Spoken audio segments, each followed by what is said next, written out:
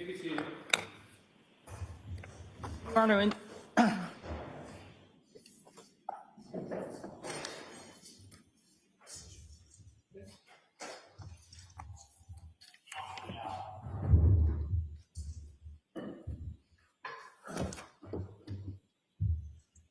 Your Honor, in the matter of the Commonwealth versus Brian Walsh, criminal indictment 2023-0091, continuation of jury trial.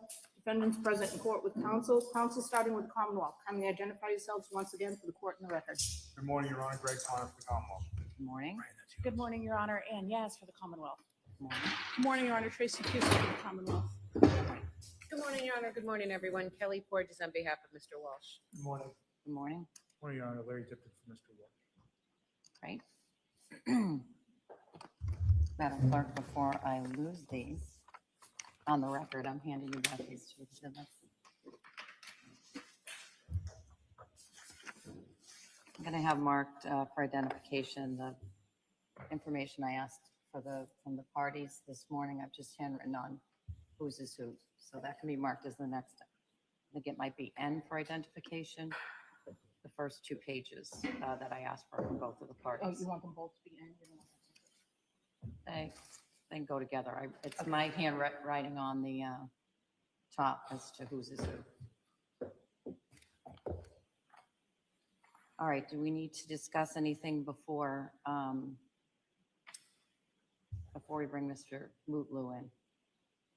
I have a few things that I would like to discuss. It could be after Mr. Mutlu, but there are a few things before the jury comes in that I would like to discuss about witnesses that I'm going to be doing directs of today. All right, why don't we discuss that now? Thank you. Could we see you at the side of the bench? Oh, sure. Thank you very much.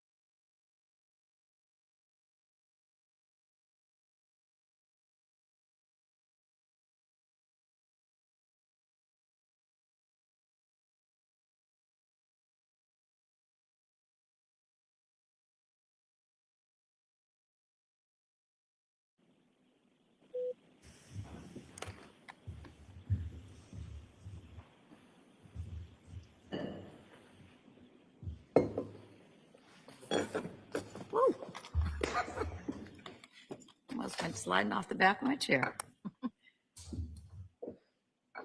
Hold on a second.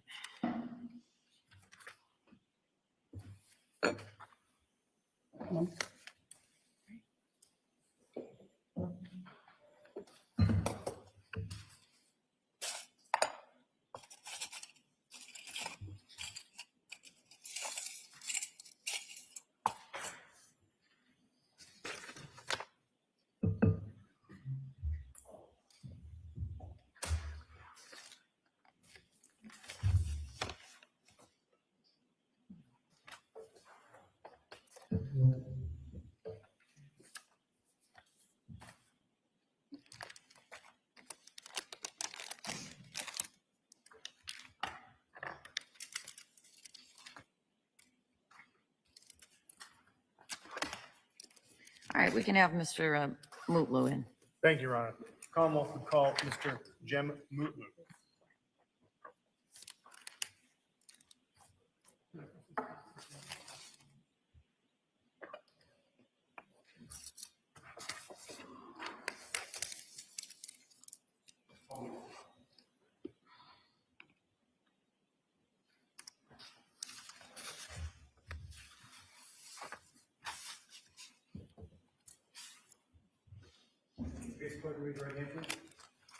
Do you solemnly swear or affirm the testimony you shall give in cause now and hearing shall be the truth, the truth, and nothing but the truth, so help you God?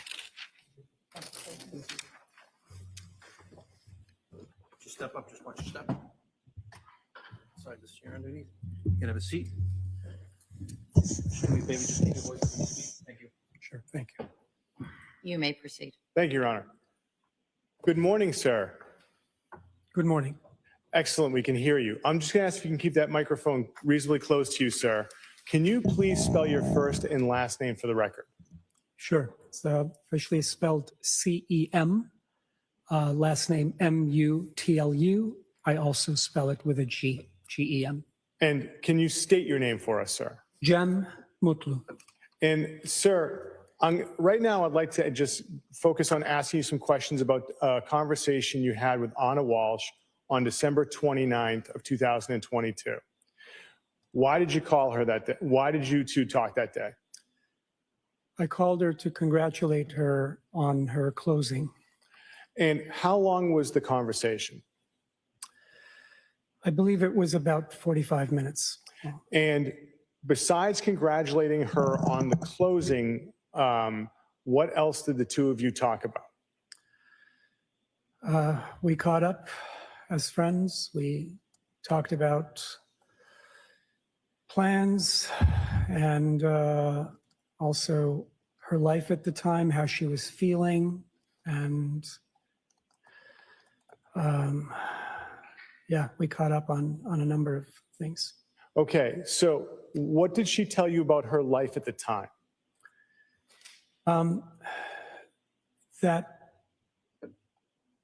what I got from it was that there were some issues, marital issues included. And yeah, and that I told her, I said, I don't want you to be too strong. Have you considered therapy? And she said yes. Okay. What is your memory of what she said as far as marital issues? And not your feeling, but what you remember the conversation to be, sir. Sure. Part of it was that she was going back and forth from DC, which was taking a toll on her.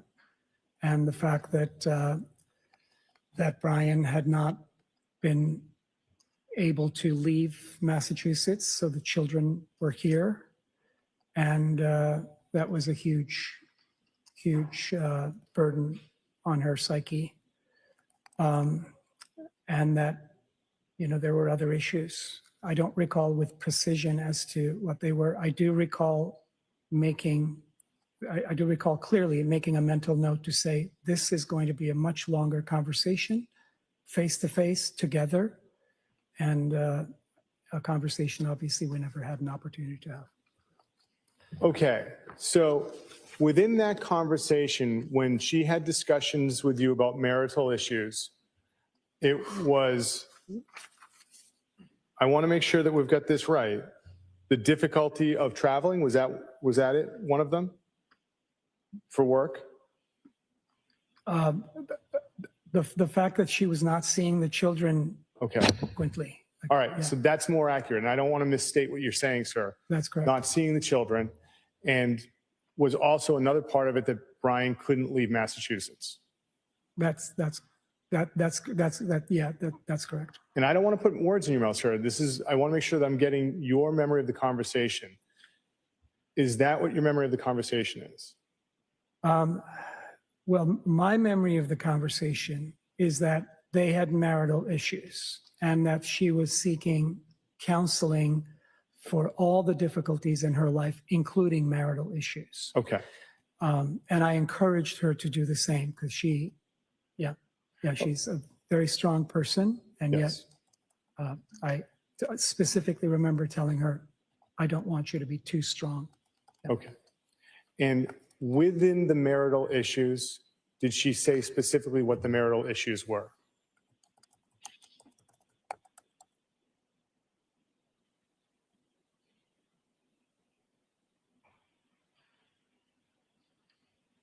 I don't recall going into detail during that conversation. There was Okay. another conversation we had in the summer.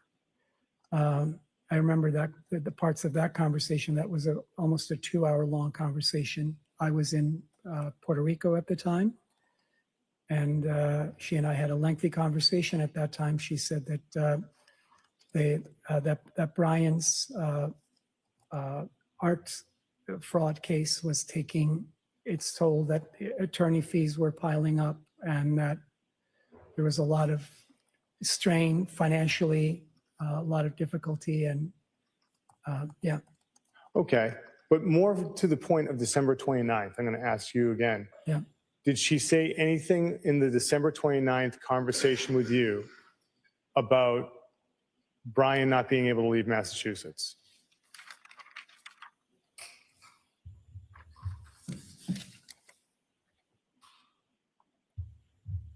I don't recall with precision. I recall the feeling of it. I do Okay. not recall with precision as to whether those words in particular were spoken. Certainly. And do you have any memory of when she discussed marital problems with you on December 29th, any issues of not seeing the children, of her stating that?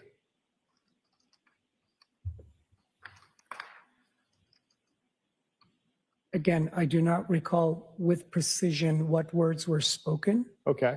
That was the gist of a lot of her problems. Okay. So when you say that's the gist, is that the gist from the December 29th conversation, or is that your understanding of her overall problems? I believe it's both. Okay. All right. So now I want to ask you about New Year's Eve. On New Year's Eve, did you see Anna texting at all? I did. And from what you know of New Year's Eve, not from what people told you afterwards, do you know who she was texting to? Yeah. That I recall, I believe she was texting Abdullah. I believe she was texting Will Fasto. And I believe she may have been texting Emily, a mutual friend, and other people were texting her. It was New Year's Eve, so there was a lot of back and forth texting. Yeah. And how do you know this from New Year's Eve? What did you experience, see, or what did you experience on New Year's Eve that lets you know this? I was sitting right next to her at the kitchen table. And did she ever say, now the three of, did you ever Kitchen take counter. kitchen counter? Yeah. Did you ever, Stools on the counter there? Yes, there were stools on the counter, And were you and Anna seated on on the same side, on the Okay. same side. I was seated here and she was to my left, directly side by side? directly side by side. Did she ever show you her phone that night? When she was sitting with you there? She had her phone with her. She took a picture of us that night. Yeah. Okay. All right, go ahead. thank you.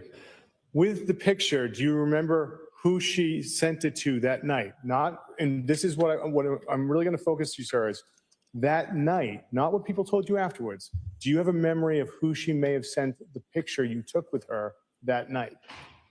I believe that she said, let's take a picture and send it to Will Fasto. And,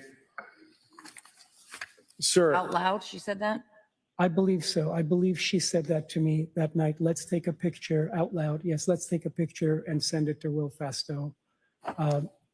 Again, I do not remember it with precision, but I do remember the picture being taken. Yeah, and sir, is it fair to say that along the lines of that statement, you told that to me yesterday at lunch? Is that correct? yes, Okay. Had you told me that before, to your memory? I do not recall. Okay. And on New Year's Eve, did you have any conversations with Anna about marital problems?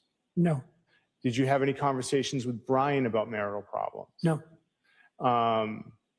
And I think that that covers the subject matter of the Walshe. So I have no further questions at this point in time. Good Thank you. morning. You had just mentioned a conversation that you had with Ms. Walsh on the 29th of December. Yes, If I could just have you lean into that mic so we can hear you. Thank you. sure. And during that conversation, you told us that she mentioned, I think it was difficult to be away from her kids. I believe so, yes. And I think you said at one point that it was difficult to travel back and forth. I believe so. I mean, those are things that I knew about her anyway. We were very close friends. Well, let me just stop you. When you say those were things you knew about her anyways, Yes, what we're trying to do is focus you on things that she told you herself during that conversation. So as you sit here right now, do you have a memory of specifically what she told you herself on that 12:29 phone call? I do not remember everything that was said during a 45-minute conversation with Anna that night. So let me just jump in here for a second. You had a conversation with Anna Walsh on December 29th, of 2022, I did. and you remember the conversation was about 45 minutes long. That's correct. So what I want you to distinguish between, sir, is you don't have to remember the exact words that she used these years later, but you have to have a memory that she actually said what you're discussing, as opposed to this feeling, this gist. You have a memory that she, even if you don't remember the exact words, that she did discuss with you, for instance, what counsel just said, this idea of being troubled by not seeing the children. So again, shortly after I discussed, I explained over a 2.5 hour statement to Detective Harrison what I remembered because it was all fresh. And that testimony you do have. What I do not I remember, assume you reviewed that in connection with your testimony here today. I'm sorry, Have you reviewed your prior statements to the I have police? not. No, I have not. I have not. So it's been 3 years, and that's why some of the very words that were spoken, I do not remember. I do remember very specifically having made a mental note to say, she has told me that there are marital issues, that she is seeking counseling, that it's been hard on her, and that this gets to be a much longer conversation. So I made that note, and I was going to reach out to her after the New Year's Eve event to schedule a time in person to speak about those issues. Thank you. Go ahead. Thank you. You used the term marital issues. When you first started talking to us this morning, you stated what I got from the conversation. And you had told us that, you were close with Anna, right? Yes, very close. So when you say that you got from her, was it just your feeling that during this conversation that she was having marital issues, or she specifically said the words marital issues? I do not recall her using the words marital issues. I recall her talking about problems with Brian. And when you say problems with Brian, the two that you have specified were being away from the children and going back and forth from work. I'll take a minute to try and remember if there was anything else that was, that I can remember right now. Well, and he previously testified today that Brian not being able to come to DC. So the feeling that you got was that she was having marital issues, but it wasn't a statement that she said to you. No, it was, she did mention problems. She did mention issues. I just don't recall her using the words marital issues. Nothing further, Your Honor. All right. Any redirect? No, Your Honor. All right. You can step down, sir. Thank you. Thank you.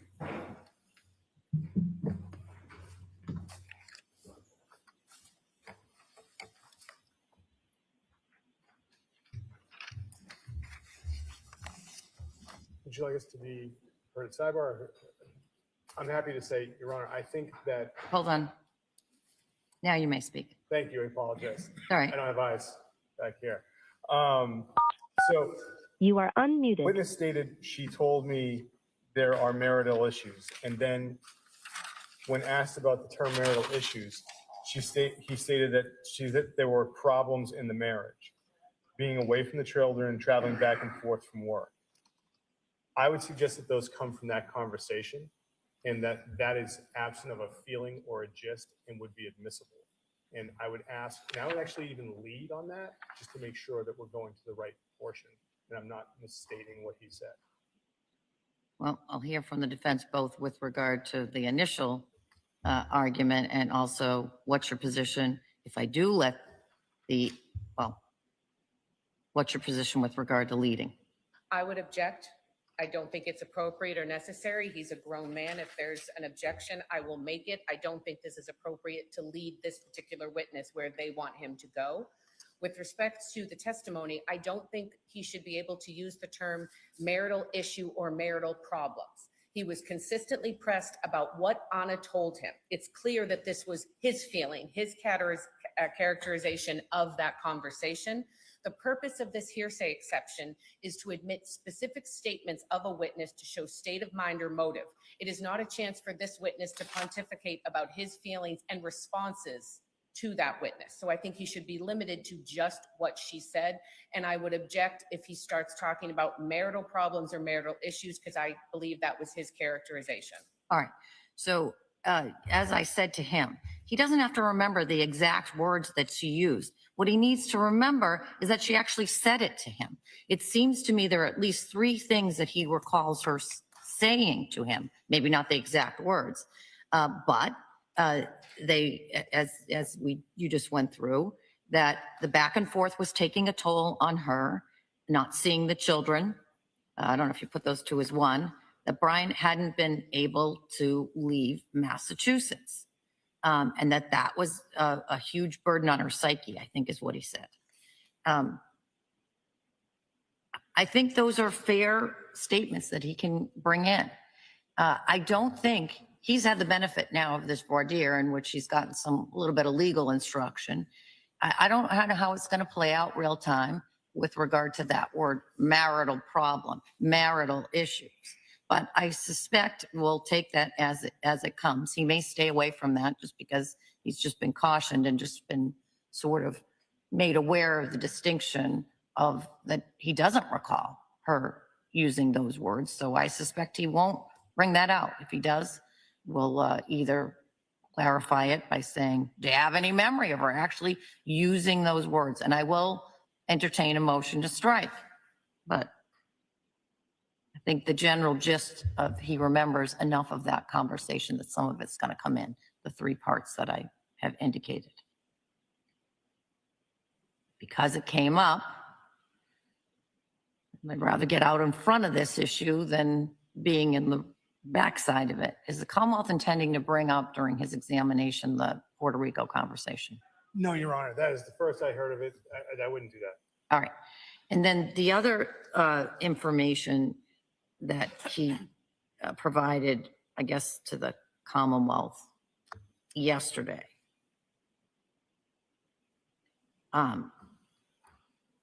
That Anna said, let's take a picture and send it to Will Fasto. I assume the defendant isn't objecting to that. We're not, Your Honor. All right. Anything else we need to cross? No, Your Honor. Yes, thank you. What time is it? Oh, they're already here.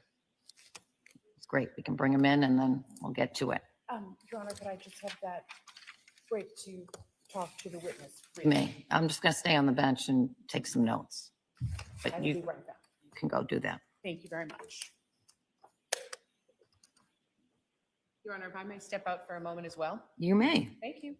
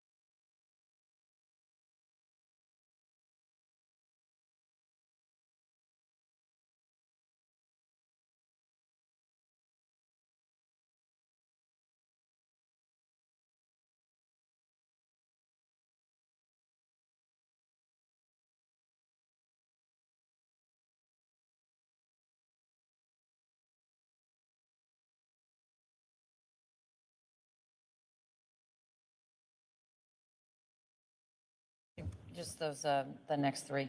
Oh, yes. Pre-marked exhibits. I apologize. Thank you.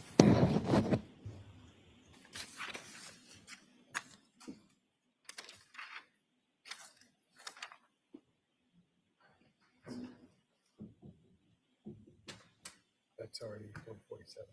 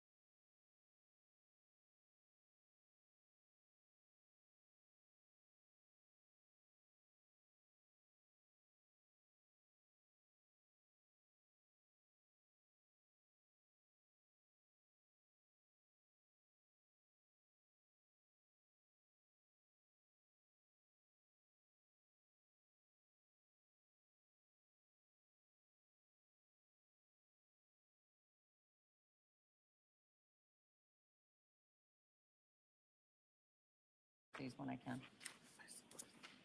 All set for the jury?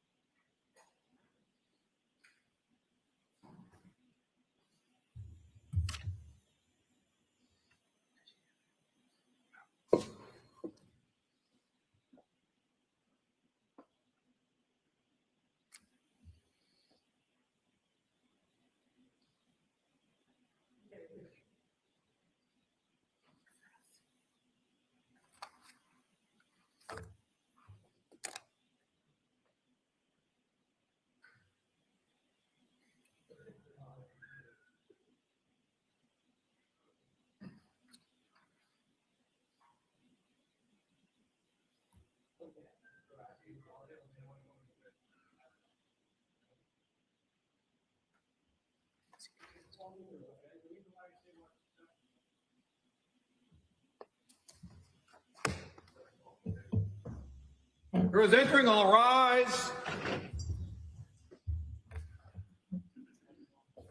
And switch step.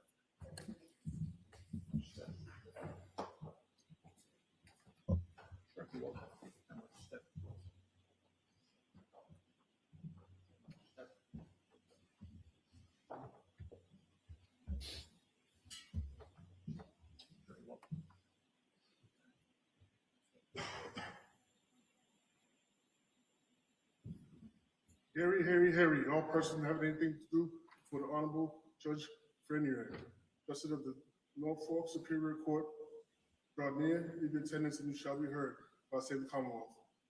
May be seated, court is in session. Good morning, jurors. Good morning. Jurors, welcome back to the courtroom. We'll start today, as we do every day, with our conversation about the rules. Jurors, were you able to comply with my order that you not do any research about this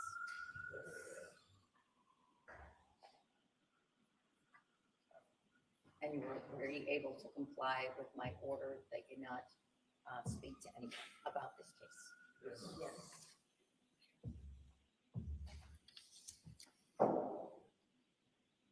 And were you able to comply with my order that you not go on any social media or go on any news media?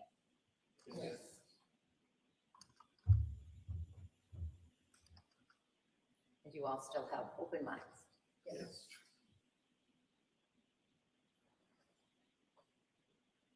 With those 4 questions, for the record, I'll answer in the affirmative by all 16 jurors in the box. We're ready to begin today's work. Commonwealth may call its next witness. Thank you, Your Honor. The Commonwealth would call Jem Mutlu.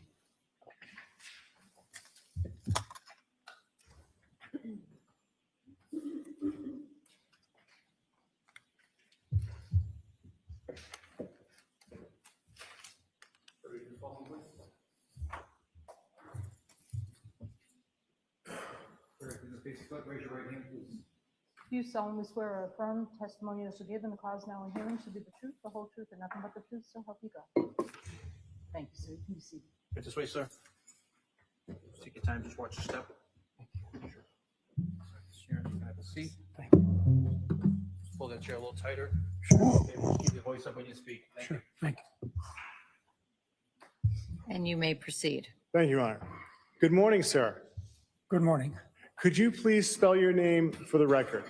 Sure, it's C-E-M, last name M-U-T-L-U. I also spell it with a G, G-E-M. And could you tell us your name, sir? Jem Mutlu. Sir, what do you do for work? I'm a realtor, How long have you been a realtor? about 25 years. And what geographic area do you sell? Boston, suburbs, and eastern Massachusetts, Commercial or residential? residential. And sir, are you familiar with Brian Walsh? I am. Can you tell us how you're familiar with Brian Walsh?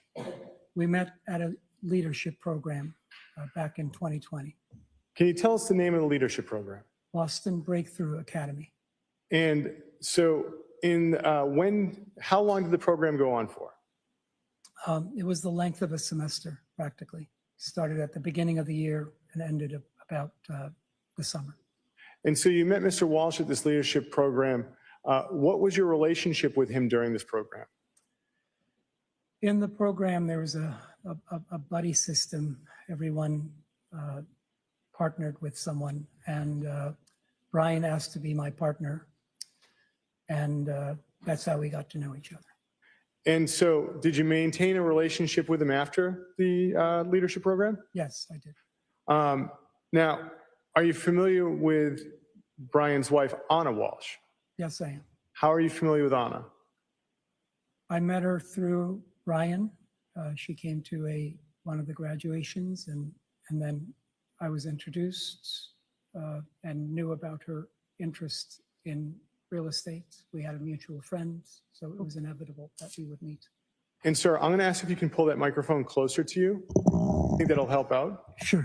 Okay, much better, sir. So, sir, did Anna Walsh ever work for you? Yes, she did. When did you hire Anna Walsh to start working for you? It was the summer of 2020. And what was her role for you? She was our director of operations for my team. And your team, how large was your team at this point in time? When she started, there were a few of us, but eventually we had 3 operators and I believe 5 or 6 agents and part-time marketing directors, et cetera. And how would you characterize your relationship with Anna Walsh? We became very close as friends. And when did she stop working for you? It was the spring of 2022. Why did she stop working for you? In the fall of 2021, she told me that she was offered a stellar job opportunity in DC. And she asked for my blessings for it. Now, sir, when the two of you work together, how often would the two of you communicate? Practically every day, multiple times a day. And after she stopped working for you, how often would you communicate? Not as frequently. what was your relationship like with her family?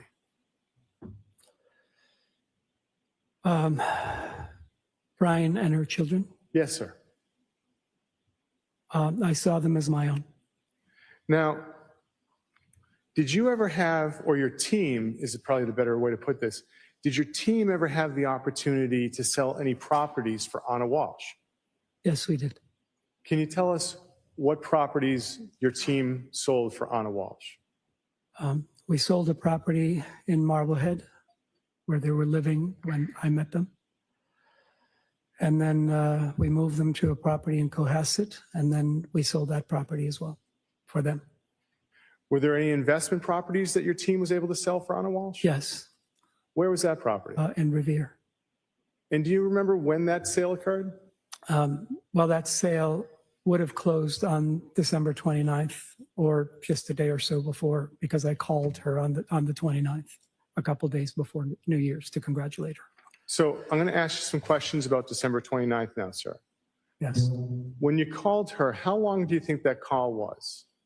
It was about 45 minutes. And why did you call her? I called to congratulate her on the closing. And I had found out that she was going to reinvest that property, And when you say reinvest that property, or rather reinvest the proceeds from the sale of the property. and sir, are you familiar with what's called a 1031 exchange? I am, Could you just tell us what a 1031 exchange is? sure. It's a federal like-kind tax-deferred exchange program where after a specific closing, a buyer, I'm going to interrupt you because of the noise outside. sure, And then once that passes, of course, it's kind of tough to compete with that. of course. All right, now, sir, I think that that's passed. You said that there's a certain period of time for this exchange. Can you tell us again? Correct. Typically, buyers have 45 days to declare 1, 2, or 3 properties. It has to be of equal or greater value, and they would have 6 months, 180 days to close on 1, 2, or 3 of those properties to equal again or be greater than the value of the proceeds of the sale. And so your understanding at this point in time was that Anna Walsh was going to use these funds for a 1031 exchange. That's correct. I was happy for her that she would actually reinvest and that that she would grow financially. Now, during this conversation, what plans were made for New Year's Eve? She specifically told me, she said, I know you. You're not going to go anywhere for New Year's Eve. You're just going to stay at home. Please, please come and spend New Year's with us. Did you agree to? I did. Now, during the conversation, what did she tell you?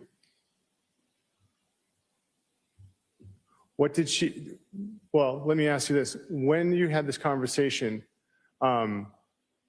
did she have any problems? Yes.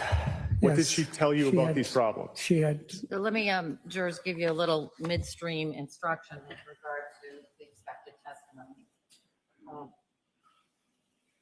I expect now that Mr. Mulu is going to provide some testimony regarding statements that were made by Anna Walsh during this conversation on December 29th, 2022. The statements made by Anna Walsh are being admitted only for the limited purpose of establishing her state of mind, cannot be considered as proof of the criminal acts charged. You may proceed. Thank you. So, sir, what did she tell you as far as problems she was having in this conversation on December 29th? while I don't remember the specific words that were spoken after 3 years, Yes, sir. I will tell you that she did say that at the time that they were having marital problems. Objection, Your Honor. Characterization. All right, I'll strike the characterization. Why don't you approach it a different way? I will. What did she tell you as far as traveling back and forth? That it was taking a toll on her, that she wasn't, that obviously as a mother, not seeing her children, Your Honor, objection, move to strike. May we be seen at sidebar? You may be.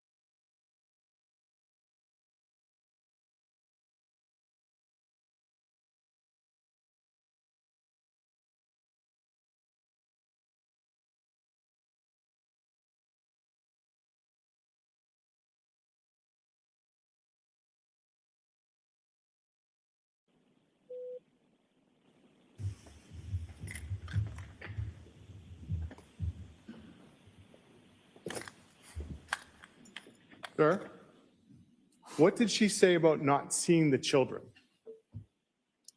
that it was difficult for her. And what did she say about Brian Walsh not being able to leave Massachusetts?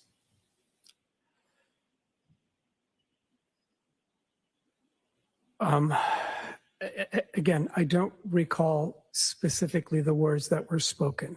Okay. I do not recall exactly every single word that was spoken during that conversation. Understood. It's been 3 years, sir. It has. Okay. I did give Detective Harrison, Objection, Your Honor, move to strike. All right, we'll strike that last portion. It's okay. And We'll have sir, another again, question. sure, thank you. I understand. Now, sir, moving past December 29th. Okay.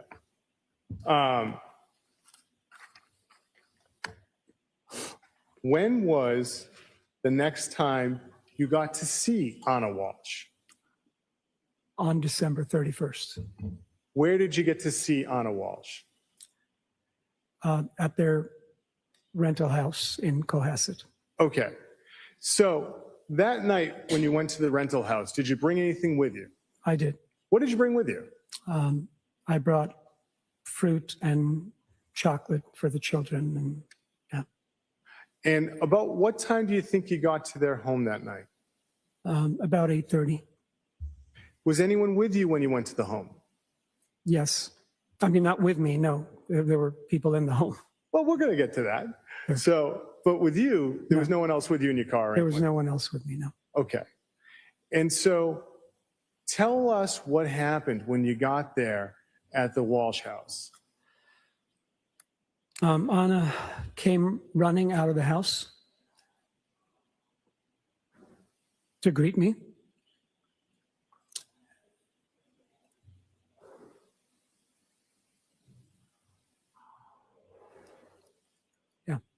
Yeah, that's what happened.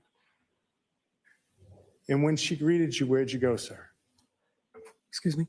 Where did you go? When she greeted you, where were you when she greeted you? I was still pulling up into the driveway. She came running out of the house with no coat on. It was freezing. And what happened when she greeted you? What is it? What happened when she greeted you? What did she do? I'm sorry, I couldn't What hear. did she do, sir? What did she do? Well, I opened the door, we hugged each other, and then she ushered me in. Now, when you got inside, who was home? Brian was there. And where were the children at this point in time? I was told they were sleeping.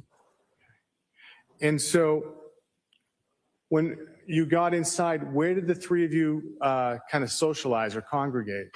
Sure, it was in the kitchen countertops. There was a large island.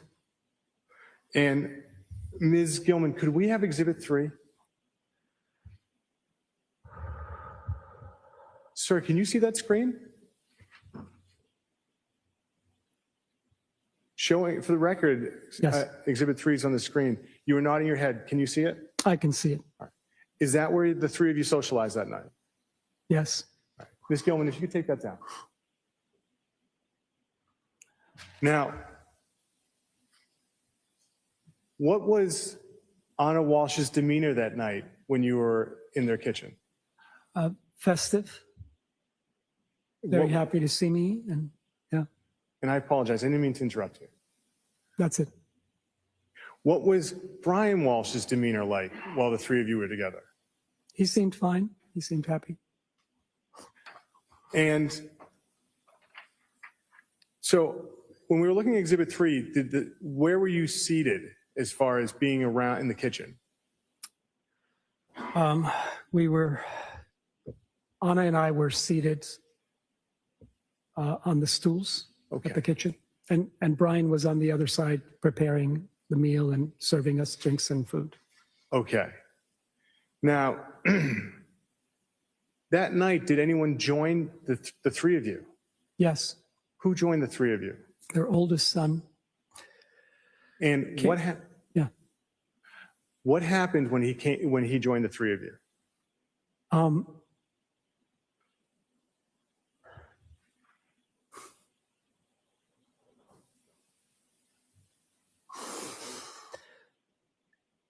He ran to me and he said, "Jem, I haven't seen you in a while. I miss you." And he hugged me. Now, did you take any photos with the oldest child that night? Yes, Anna took a photo. And that night, Anna took the photo. What did she use to take the photo? I believe it was her cell phone that she used. And so that night with her cell phone, could you see her doing anything with her cell phone? She was texting folks. And do you know who she was texting? Well, I do know that she had either received a text message or was texting back with Abdullah. And I believe she said, "Let's take a photo for Will and send it to Will Fasto." And I believe she was texting with Emily, and it would have been maybe a bunch of other friends, yeah, who were texting her. It was New Year's Eve. A lot of messages back and forth. How long was their oldest child with you that night? I'm going to say a half hour, maybe a little more. And that night, what did the three of you have to drink? Mostly wine and champagne. I don't recall having had hard liquor. And did you do anything with the champagne box that night? Yes, What did the three of you do with the champagne box? we all signed it. Your Honor, we have previously marked as exhibits 257, 258, 259, pictures of the champagne box. I don't know if this is published. You may. Ms. Gilman, could we have? So the previously marked exhibits 257, 58, and 59 are identified for the record now as three photos. 257 is the side of the bottle that Anna Walsh signed. 258 is the side of the box that Brian Walsh signed. 259 is the side of the box that Mr. Mutlu signed. You may proceed. Thank you, Your Honor. Ms. Gilman, can we have file number SLD 7221, which has now been marked as exhibit 257? Mr. Mutlu, is this the box the three of you signed? Yes, And are you able to read the writing on the box in Exhibit 257? Yes, Could you read it out loud for us, sir? sure. Wow, 2022, what a year. And yet we are still here, and together, let's make 2023 the best one yet. We are the authors of our lives.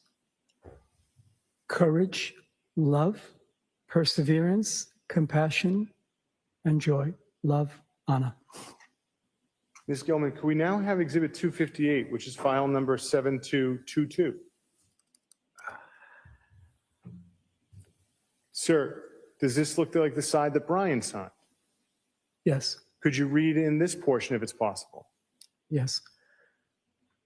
Jem, Anna, Brian, New Year's Eve 2023, to the best triumvirate ever. Love, Brian, and then the date, December 31st, 2022. And finally, Ms. Gilman, could we have file number 7224, which has now been admitted as Exhibit 259? Sir, do you recognize this side of the box? Yes, it's my handwriting. And can you read what you wrote on the box? Yes. No place I'd rather be but here, New Year's Eve 2022. Jen. That night, did the oldest child give you anything? Yes, he did. What did he give you? He gave me a necklace.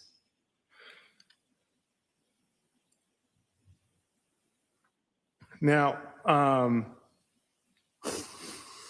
that night, did you see any injuries on Anna? No, Do you have any concerns about her health? physical health? Yes. No. And that night, do you remember what Brian Walsh told you he had had for income that year in 2022? Yes, the gist of it was that he had, it was $50,000 or $60,000 that I remember. And Yeah. that night, did he tell you about Anna's compensation that she now had at Tishman Speyer? Yes, and I believe he said that it was $240,000 plus with bonus, it would add up to roughly $300,000. What problems did you see between the two of them that night? None. Nothing that was visible. It was a festive night. And that night, what did Mr. Walsh tell you about his cell phone? At some point, he said that he had misplaced his phone, and I remember this vividly, that he said that it actually felt refreshing to be away from the phone for a little while. Did he tell you what time he normally goes to bed? Yes, because I asked him, because it was getting late and I didn't want to overstay my welcome. And I believe he said around 9:30 because they were waking up early for the kids. And so after hearing this, what did you decide to do? I said, I better go. About what time was it when you left the home that night? I'm going to say it was probably around 1:30. Again, I don't recall with precision, but it was probably around that time. And now, when you left, did you go right home? No, I actually stopped at a big shopping mall nearby because I wanted to pick the music home, and I did not want to be driving and picking the music home that night. So I stopped there, and there was, to my recollection, there was nobody else there. Lots of lights around. Yeah. Before you left that evening, was there any conversation about a work emergency for Anna? No.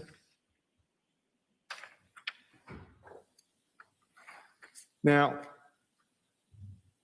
when was it the next time you tried to contact Brian or Anna? It was the following day. And how'd you try to contact them? I sent them a text message. Ms. Gilman, could we have what's been marked as Exhibit 166?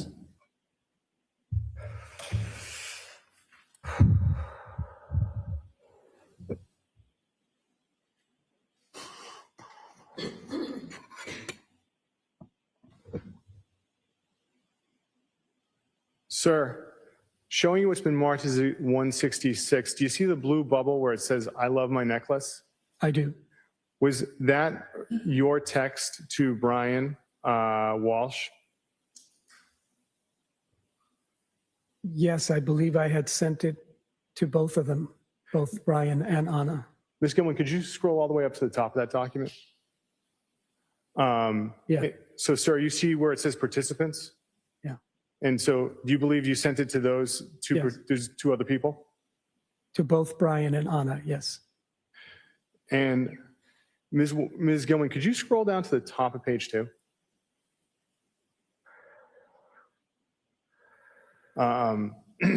Now, I'm sorry, can you scroll down to the top of page 3? There we are. Sir, showing you the top of page 3 from exhibit 166, there's a green bubble. Do you see that, sir? I do. And do you see it says, "Thomas just found my phone"? I do. Before January 2nd, had you had any conversations or with Brian Walsh via cell phone?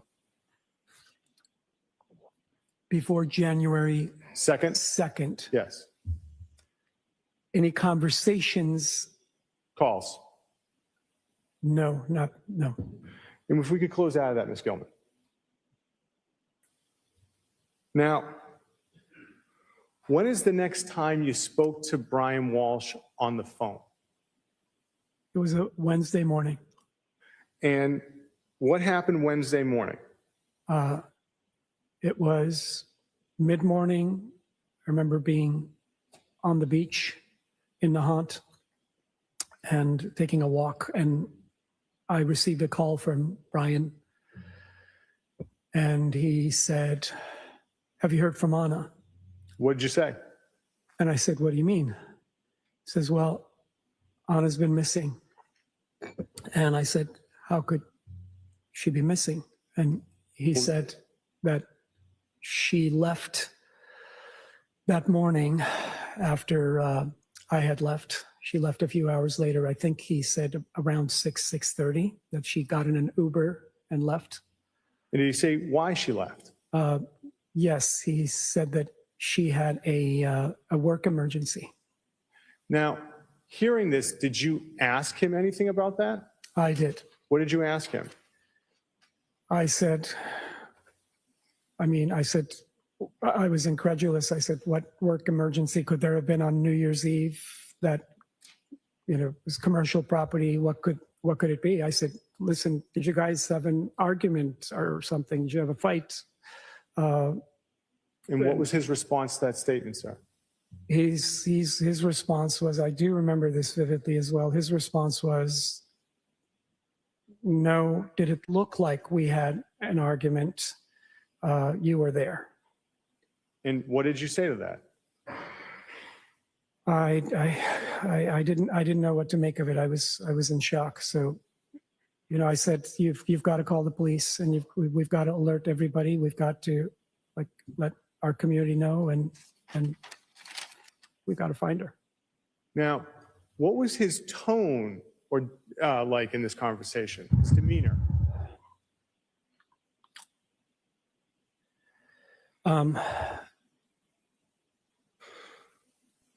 I remember the tone to be way more even keeled or way more toned down for somebody who's I move to strike. All right, not a characterization, but what do you remember of his tone during that call? his tone was not panicked. Now, after that call, how often were you speaking to him over the phone the next few days? We would have spoken a few times. We actually had some group calls with the community, a lot of friends from the leadership program that we had gotten to know well and love. And Yeah. sir, did you have any text conversations with him as well?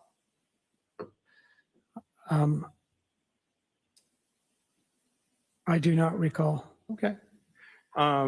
Now,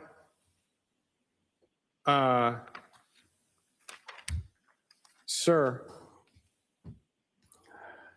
since you left the home on New Year's Day of 2023, have you seen Anna Walsh?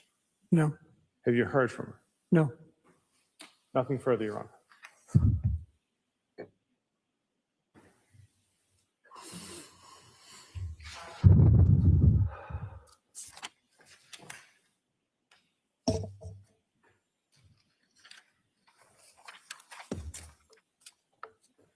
Good morning. Good morning. I want to talk to you a little bit about the Boston Breakthrough Academy you've spoken about. Sure. You said that it was a semester, like about a semester long. Mhm. And this Breakthrough Academy, was this for professionals? Was it for anyone? It was for anyone. It was the premise was to become better human beings and improve on emotional intelligence. And so it was set up in 3 parts: discovery, breakthrough, and leadership. And leadership was by invitation. Okay. Yeah. And you had taken this, I think, did you start in January of 2020? Yeah, And Mr. Walsh was in the group with you. that's correct. And Anna Walsh had taken this very same program the semester before. The semester before, correct. You told us that during this program, Mr. Walsh was your buddy. That's correct. And when you say buddy, is this something that the program kind of establishes where they match you up? That is correct. Okay.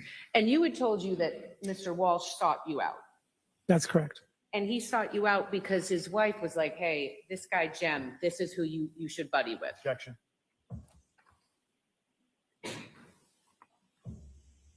Overruled. I was just saying that when Mr. Walsh came up to you that day, it was because Anna said, hey, Jem, go, I want you to buddy with Jem. That's what she told me afterwards.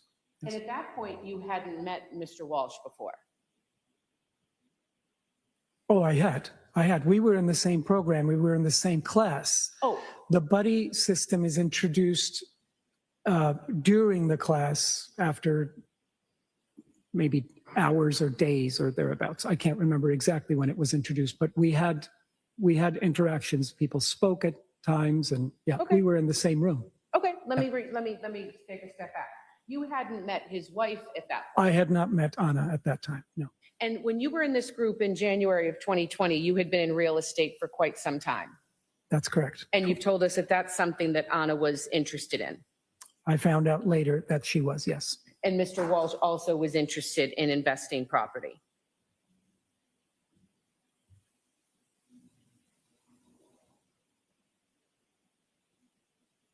We talked about investments mostly with Anna.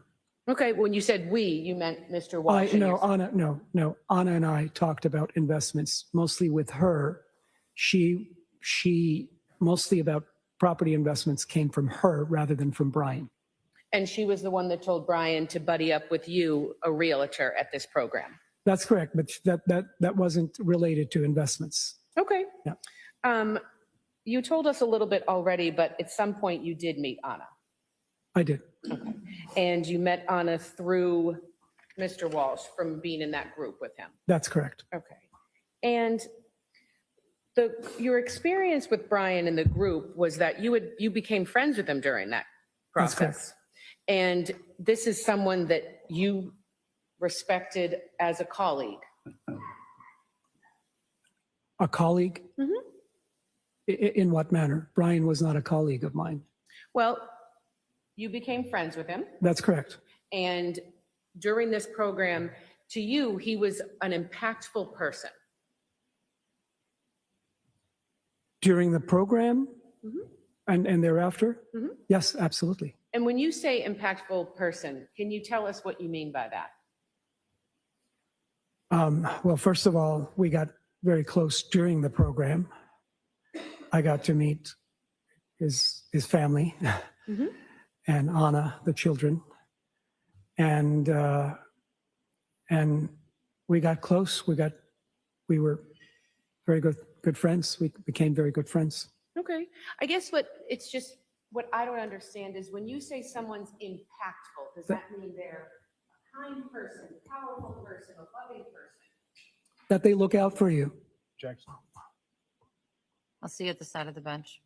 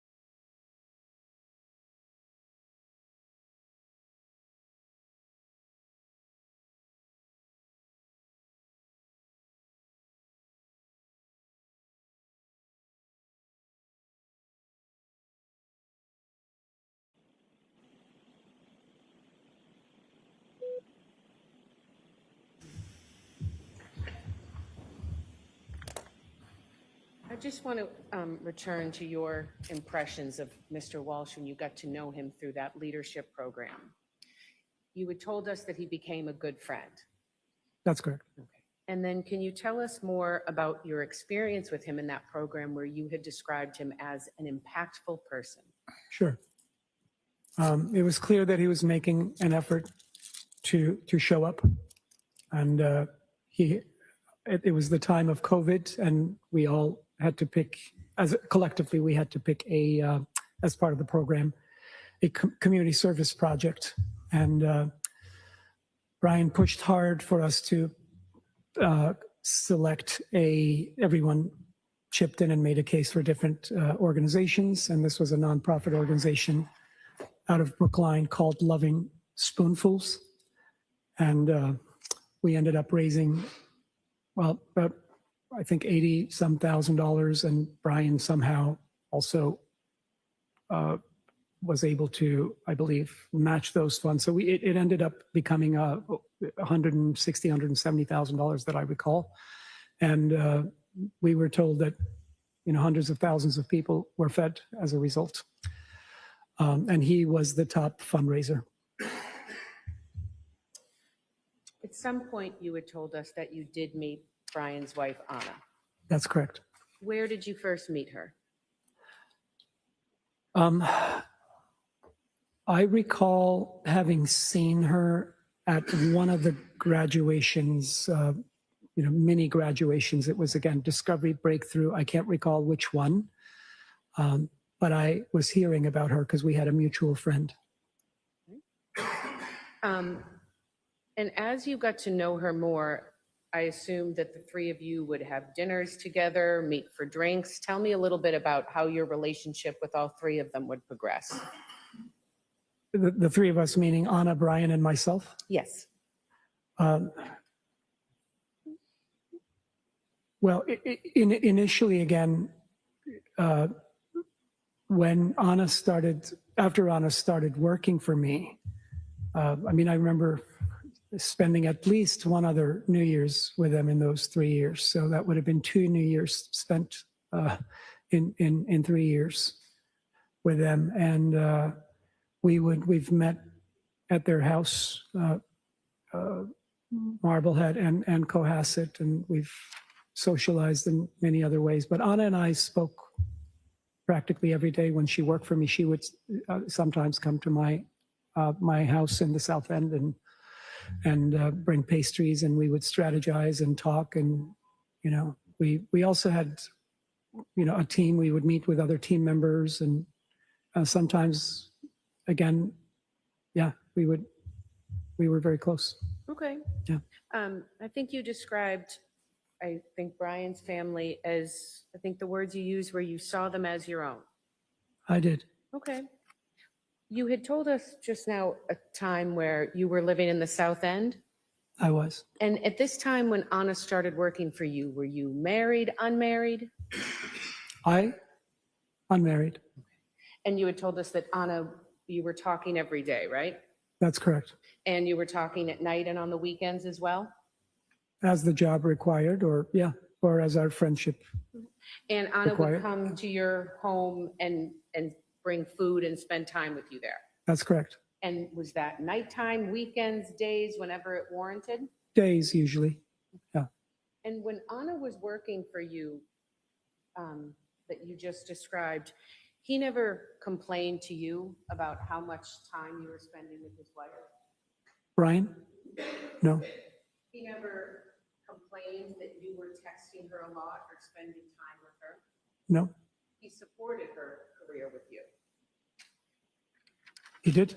He was proud of her. To my recollection, yes, he was.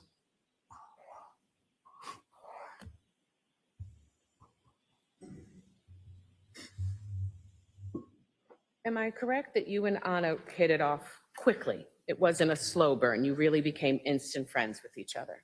That's correct. She was very easy to warm up to. Okay. And part of the reason is that you had similar backgrounds? Yes, we did. Okay.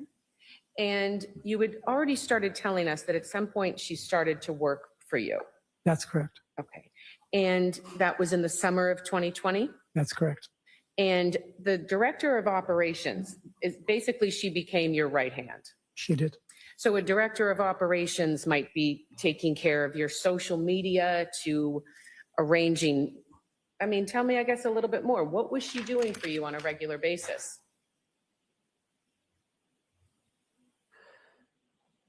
Well, there was, I mean, she did everything. She did, a director of operations is truly the right hand of someone who runs a business, and she did everything. She would bring me coffee. She took pride in bringing me coffee. A couple of times she dropped off my dry cleaners, which were tasks that were obviously not necessarily in her job description. But I do remember asking her, is there anything you wouldn't do? She came from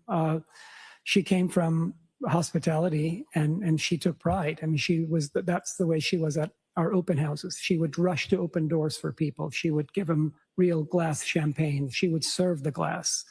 The way she came out, as I just explained moments ago, the way she came out of the house that night on December 31st to open the door for me. And she was an exceptional employee and friend. And you valued her employee. She was valuable to you as a friend and an employee. Very much so. You relied on her. Absolutely. She never said no to you. She did what the job required. That is not true. Okay, so tell me about a time she said no to you or disagreed with you. Well, we did have a disagreement in the fall of 2021.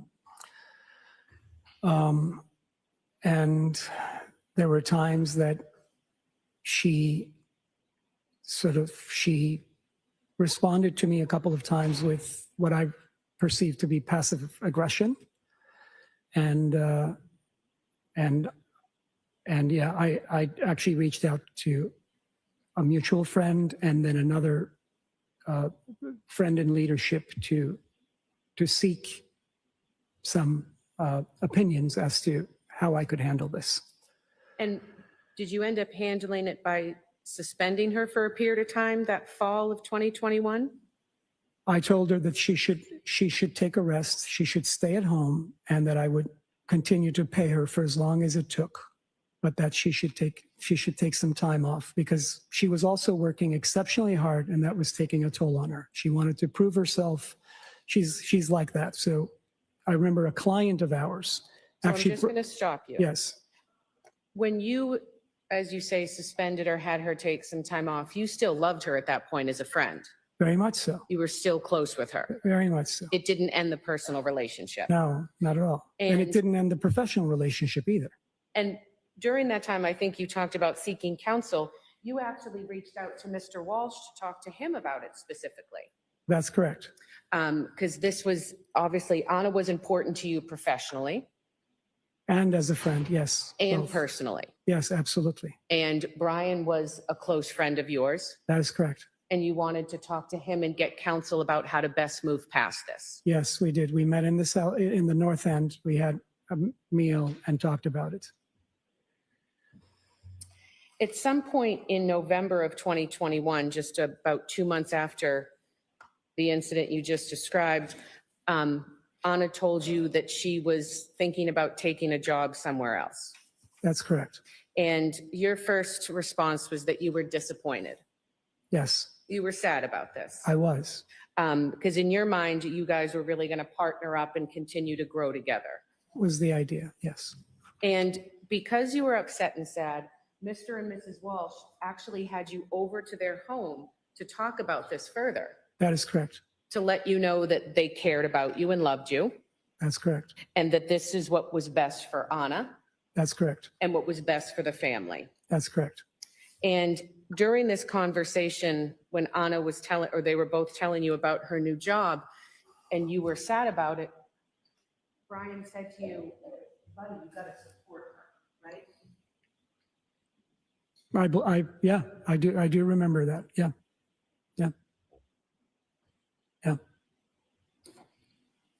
I want to talk to you a little bit about the job that she ended up taking. Am I correct that it was at Tishman Spire in Washington, D.C.? That's correct. And this was a big job. That's correct. I think you already told us how much she was making, but this was a big salary job, a big step for her. That's correct. And this was an opportunity for her, a growth opportunity. Yes, And that is something that you and her had talked about, growth and opportunity, right? that's correct. It was something important to you, Absolutely. and it was something important to Anna. Absolutely. And through your time in becoming friends with Mr. Walsh, it was important to him as well. That's correct. And they had small children. That's correct. And part of this transition was the family eventually moving to Washington, D.C. That was the idea.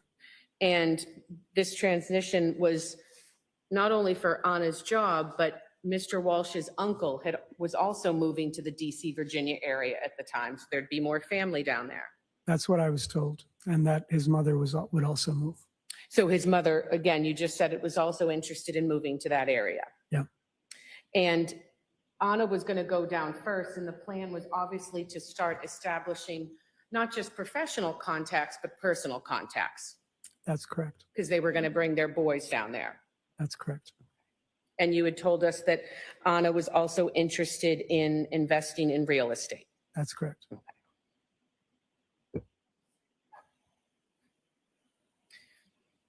And at this point, am I correct that it is the fall into the winter, fall of 2021, winter of 2022? That's right. Okay. And at this point, you had learned that Mr. Walsh had a pending federal case going on. I had, yes. And I want to talk to you just a little bit about your experience with the federal case, okay? Mhm. Yes. Because you had become close to both Mr. and Mrs. Walsh, you actually attended one or two of the hearings. Did. And you went to support Brian, I did. and you went also to support Anna, That's correct. because this was difficult for both of them. It was. And Mr. Walsh's mother was there, That's correct. and I believe there were other friends of Anna and Yes. Brian who had gone. That is correct. All right. And one of the hearings that you were going to, you were standing next to Anna, I was sitting next to Anna. and Anna's your friend, you told us, right? That's correct. She was your right hand at your business for a while, That's correct. and you're there in federal court with her for her husband's case. That's correct. And out of support, you reach over and you grab her hand to hold it, That's correct. because she's your friend and you love her. Yes, that's correct. And she clutched your hand back. Yes, that's correct. And It was a very tense moment just before the judge's declaration or, okay. Yeah. And so you were being a good friend. I believe so. Okay. And let me just switch gears for a moment. I think you've already kind of said it, but Mr. Walsh was never jealous of your relationship with Anna. I don't believe so. When you say I don't believe so, Anna never told you that Brian was uncomfortable or jealous of your relationship with her? She never said that, no. And Brian never came to you and complained about the long hours of the friendship with her? He did not. I'll see you at the side of the bench.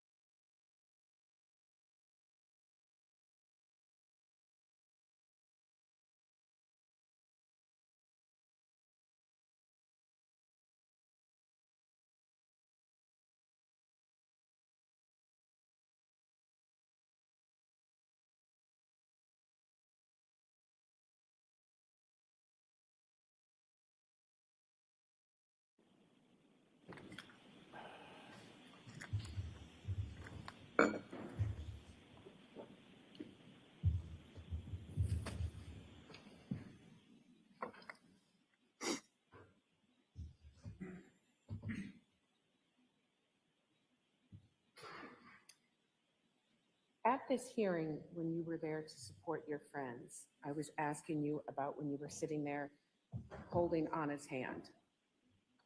And you had told us that Brian's mother, Diana, was there at the same time. That's correct. And was she sitting with you?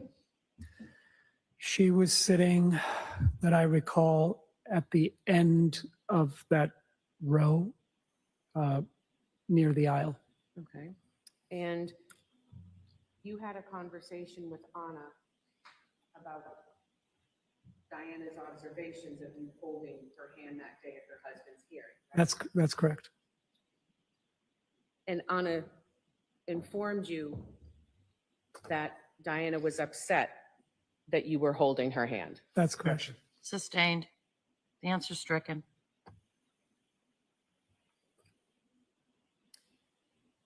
Throughout the time, the 2020 through 2022,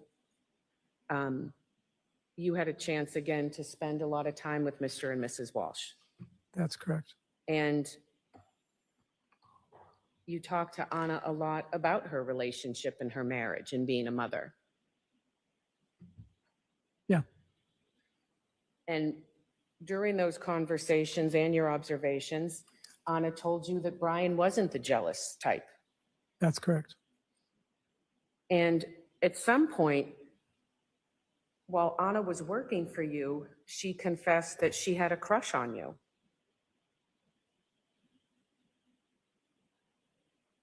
She said that, yeah, maybe. I don't recall specifically those words coming out.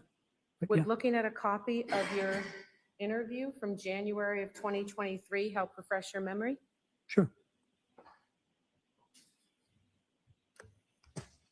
Your Honor, may I approach? You may.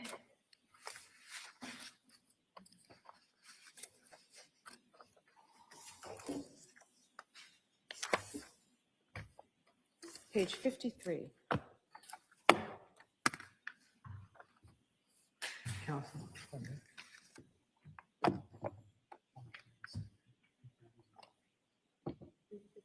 Oh, I might. I sent these to you guys. So I don't know if you- Can I just see your face? Yeah. Glad to hear it.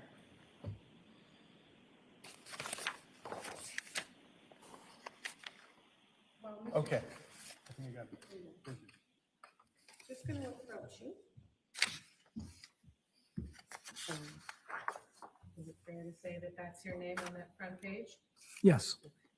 And then I'm just going to have you look at that first page to yourself, just to recognize it's the beginning of your statement.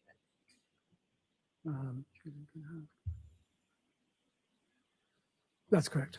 Yeah.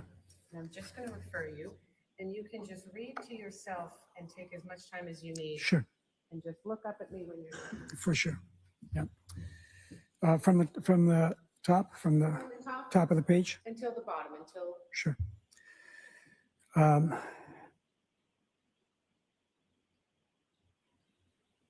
So we actually started, just, Read to just yourself. Read to yourself and look up when you're done. oh, I see. Okay. Okay.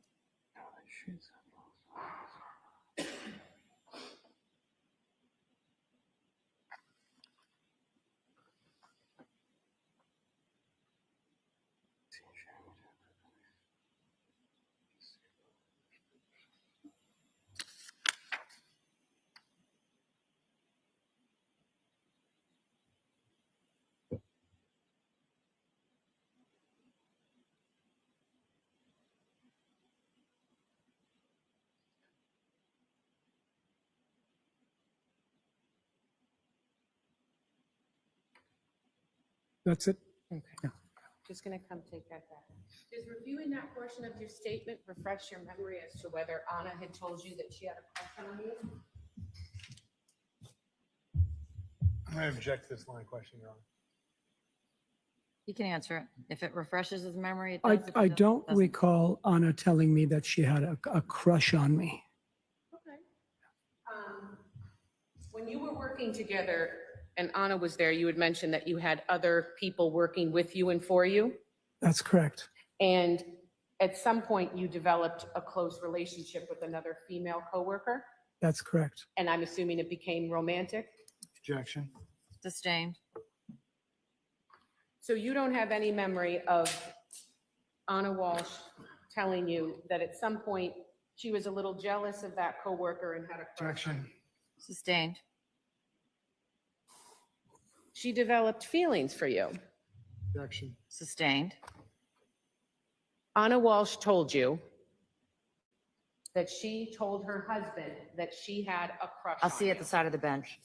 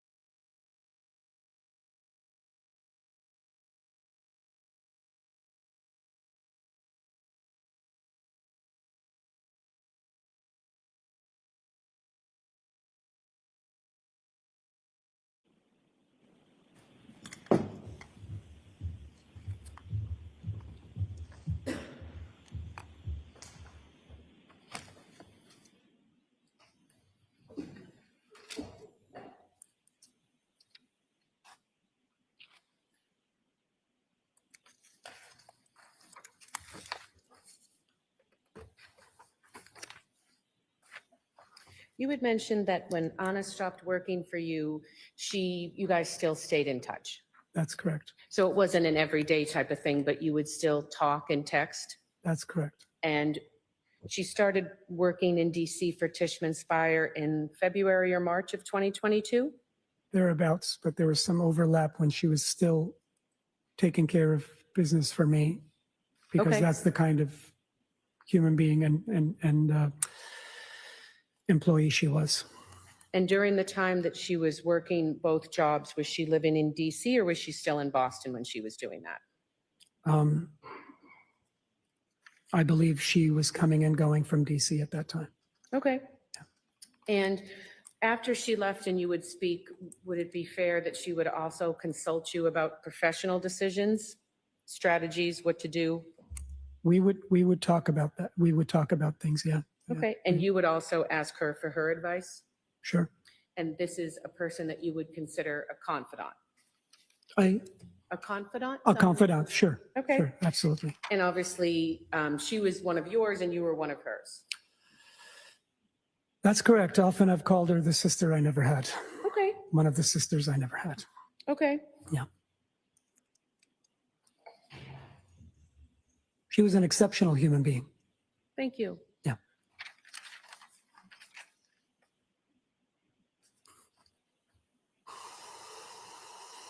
You had told us a little bit about a conversation on the 29th that you had with her. Yes, And you had said that being apart and going back and forth was hard on the family. It was hard on her. that's what I recall. Okay. And you had told us that in the winter of 2022, that Anna was making about $300,000 at her new job? With bonus, that's what I was told. I didn't know about it at the time, but it came up in conversation that night Okay, on December 31st. okay. And you also told us Mr. Walsh was making about 50 or 60 grand a year? That's what I was told. That's what I remember. And he also was interested in participating in investing in small businesses? Correct.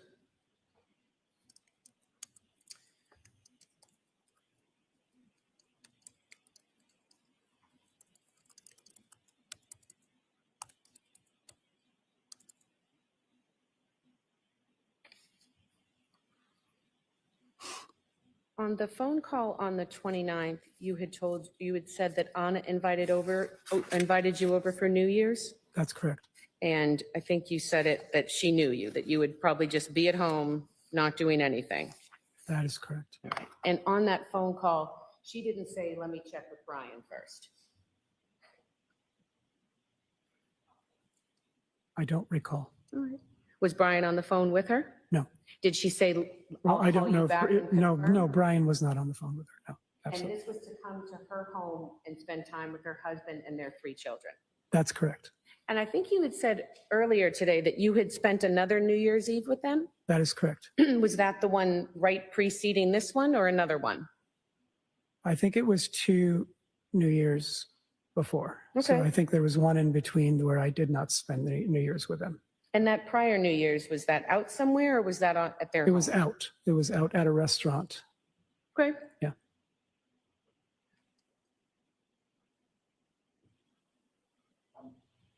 I think you had said that during this call, she was upbeat. Well, let me back up. You had called to tell her that she had just sold a property, right? That's correct. The purpose of my call was to congratulate her on the fact that she was going to do this 1031 exchange program and reinvest and grow financially, Okay, but also to catch up with her, also to hear her voice and see how she's doing. okay. So let me just talk to you a little bit about the tax 1030 that you just described.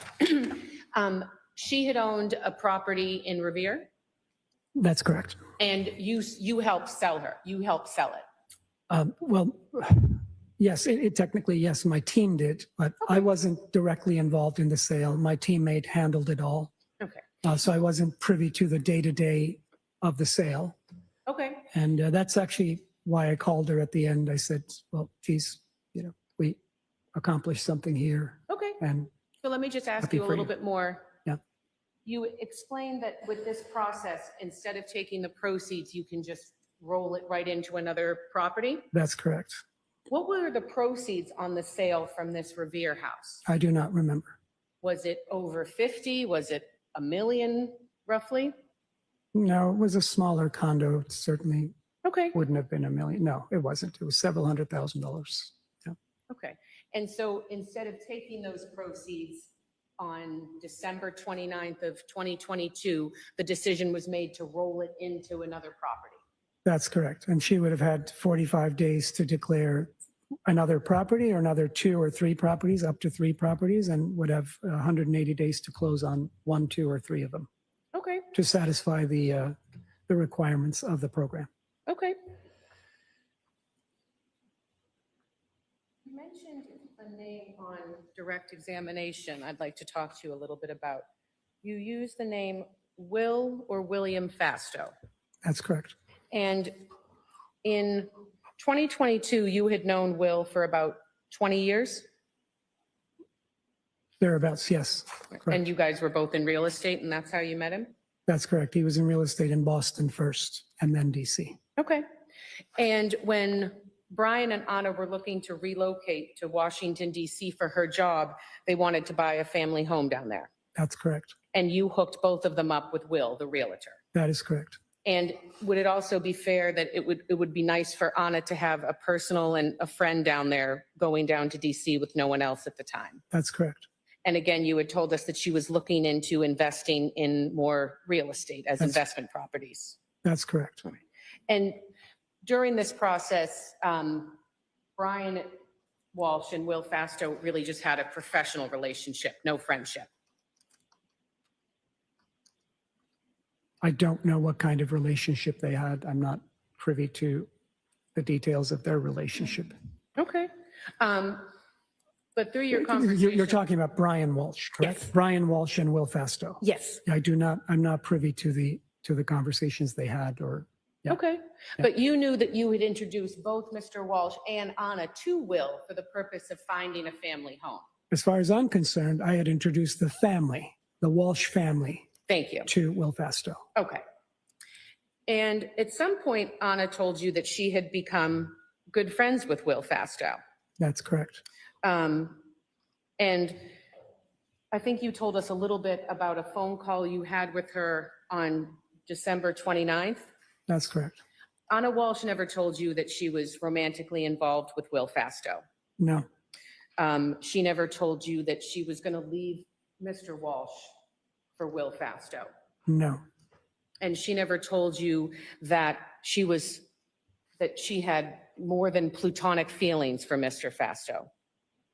not particularly, but she was, I mean, emotions are complex. I knew they had gotten close, Okay.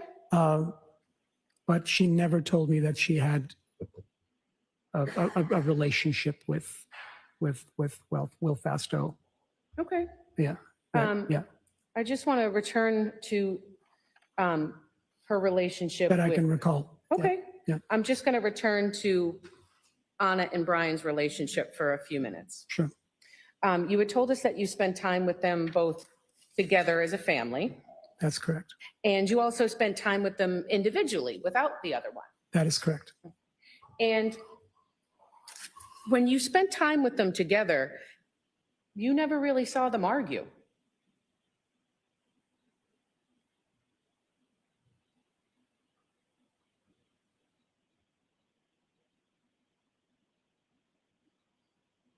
I don't recall having seen them argue. And they were a couple that you've described as in sync with each other. I would say so, that I always thought that there was a lot of love between them and that she was very much in love with Brian. Yeah, Sometimes each one would come to you individually if they had any disagreements with each other, though. You were their friend collectively and independently. that's correct. And sometimes Anna would confide in you, That's correct. and sometimes Brian would confide in you. That's correct. And you obviously would keep their confidences because you were their friend individually and collectively. That is correct. And as you told us that you introduced the family to Will Fasto. Yes? Yes, So Mr. Walsh knew that you were friends with Will Fasto. I would assume so. Okay. Yeah. And at no time did Brian Walsh ever pepper you with questions? Objection. Sustained.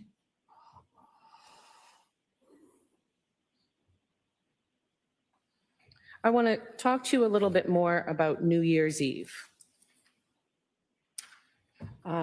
Earlier that day, did you exchange some text messages with Anna Walsh to confirm that you were coming over that night? I did, And you were looking forward to spending time over there, very much so. looking forward to hopefully seeing the kids. Yes, looking forward to seeing Anna, Yes, and looking forward to seeing Brian. that's correct. And I think you told us that when you first arrived, that even as you're pulling in the driveway, Anna is running towards you, no coat on, and just throws herself in your arms. That's correct. And you were excited to see her. Yes, And she was obviously excited to see you. yes, And you said it was cold out. yes, And you guys were laughing as she's running towards you. yes, And then you walked in the house together. that's correct. And are you walking hand in hand and talking because you haven't seen each other in a while? Well, you said she ushered you into the house. That's correct. She was receiving a guest into the house. Okay. But was she excited to see you? Was she holding on to your She was arm? very excited to see me. We gave each other a hug, Okay. and then we walked into the house. And when you walked into the house, you went into the kitchen and Mr. Walsh was there. That's correct. And he embraced. I don't remember whether Brian was at the door, was in the kitchen. He was there. Yeah, Okay. And when you saw him, he embraced you in the house. absolutely. And it was just the three of you. Initially, yes. Could I trouble you to please bring up exhibit number 3?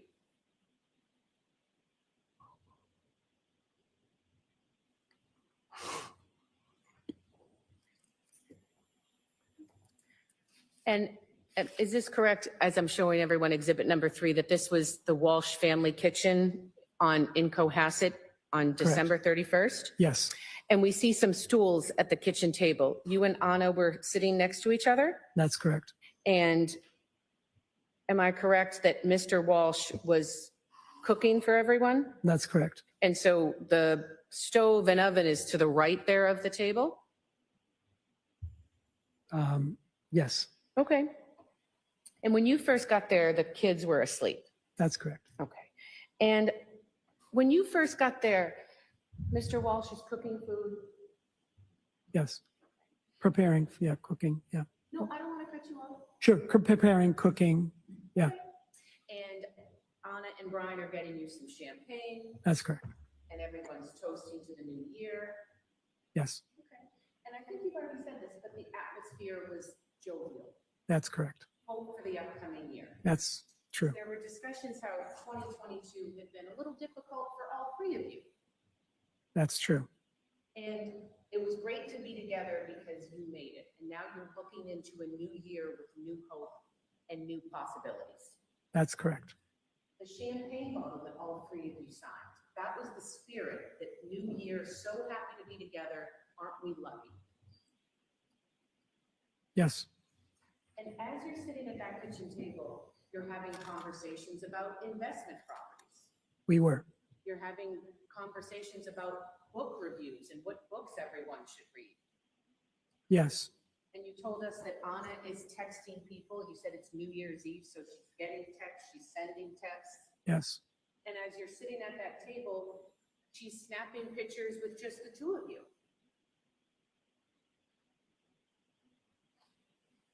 meaning just the two of us, meaning Anna and I.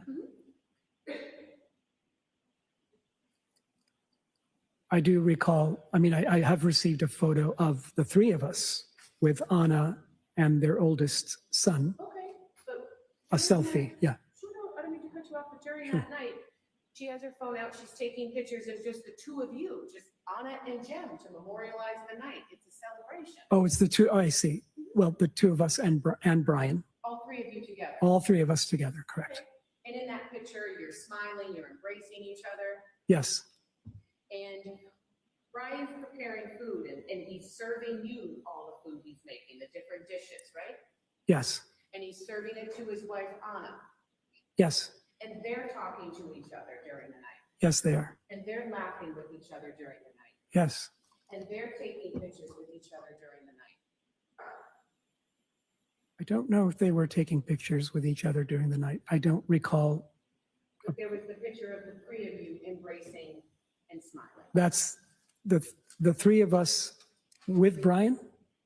I'm Wait, was that what you're asking? Was there a picture of Anna, Brian, and myself that night? I don't recall. I recall one picture, and that's with Anna and their oldest son. That was Tom. Correct. I want to talk to you a little bit more about the conversations that you were having that night. Sure. At some point, Anna showed you a new ring that she had. It was a diamond ring, That is correct. and it was quite large. They said it was a valuable ring. Yeah. And I believe Anna told you that it was worth several $100,000. Objection. Jurors, I think it'd be a nice time for you to take your morning break.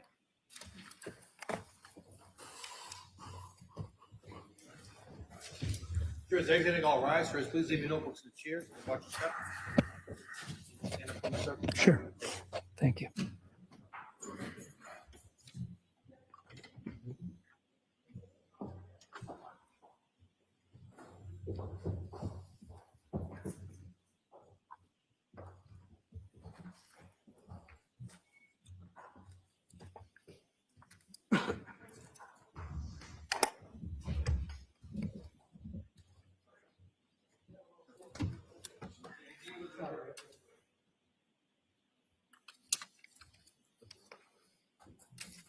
Take a step down.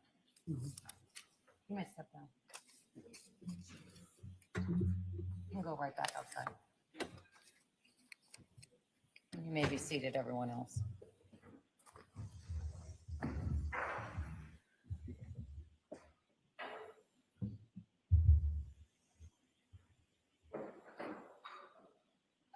Yes. He's gone. Thank you, Your Honor. I'm not seeing the relevance of going in down this road. An answer for her, for counsel, but go ahead. Your Honor, the government has represented to this jury that one of the motives was financial. All right. How much longer with this witness you expect? Myself, Yes. I can't imagine it goes more than 15 minutes. All right. I won't hold you to it. Okay. Keepers next? Or probation officer? All right. Have a good break. Thank you.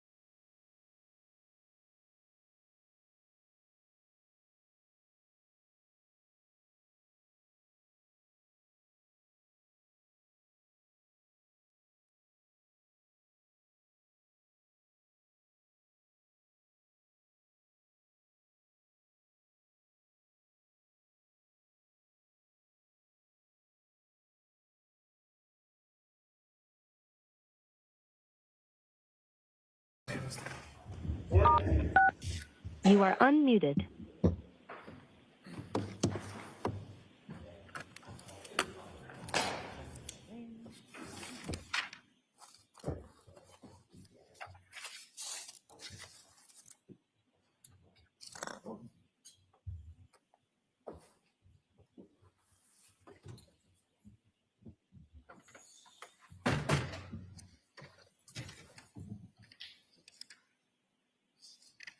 Please be seated. Court's now in session. Turn off the cell phone. Oh, the witness back on the stand?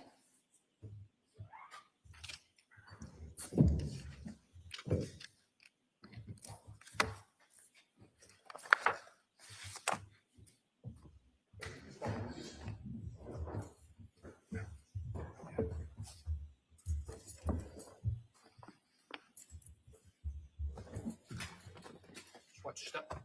Sure. Thank you. Have a seat. Just remind you, keep your voice up for me, please. Thank you. Yes, thank you. You may proceed. Thank you, Your Honor. Good afternoon, sir. Good afternoon.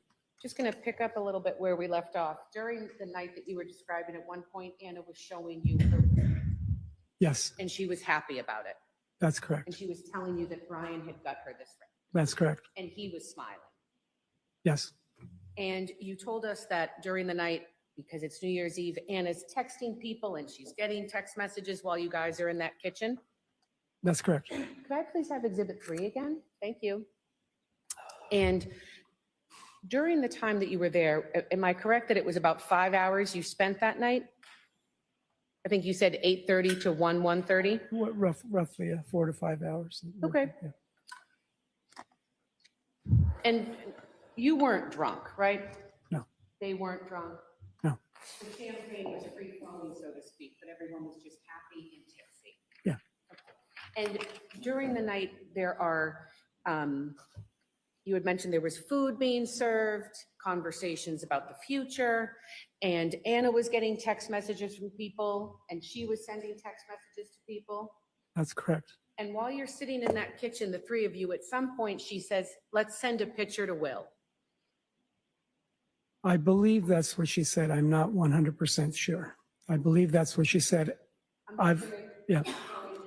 Yeah. And after that, you stayed for quite a bit after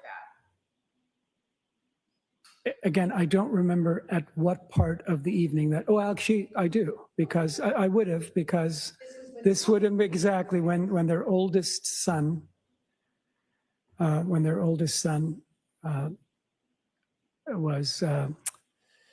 was awake. So it would have been towards the beginning. That's correct. Okay. Yeah. And so you stayed for several hours after that, right? That's correct. And during the night, everyone continued to be jovial, I believe you described, That's correct. drinking champagne, That's right. laughing with each other. That's correct.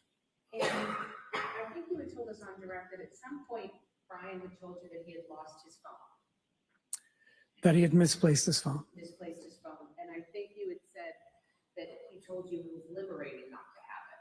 That's correct. And he was kind of laughing about how free it felt not to be on a cell phone. That was the gist of it. Correct.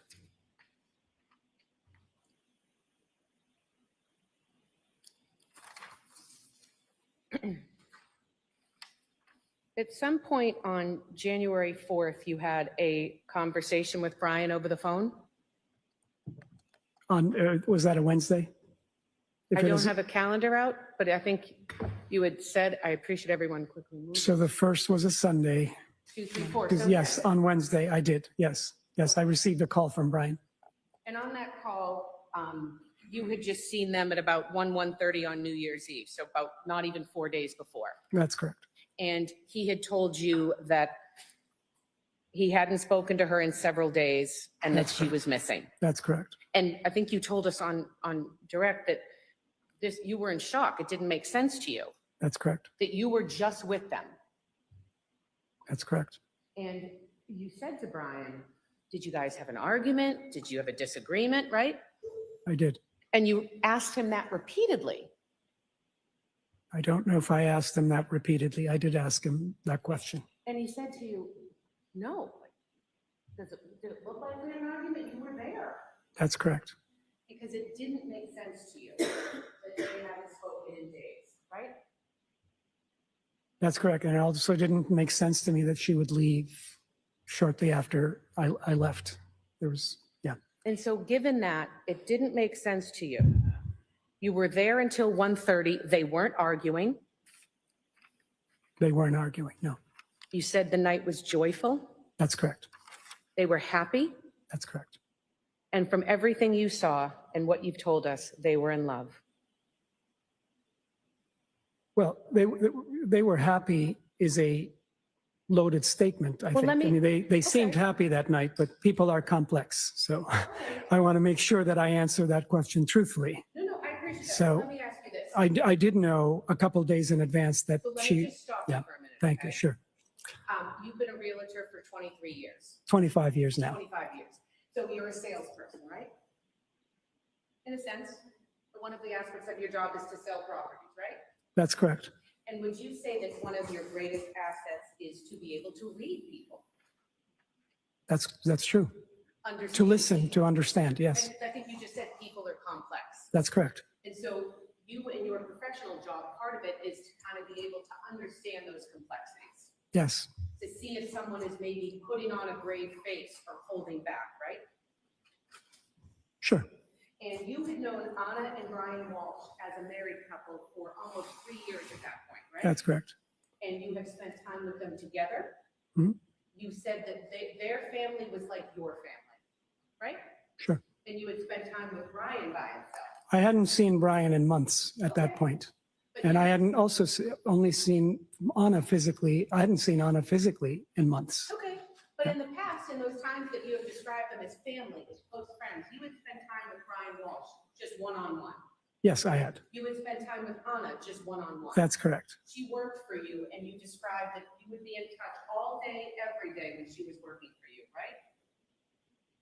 I can't say it was every single day, but Okay, it well, was, she brought pastries to your home in the South End, sure, right? sure.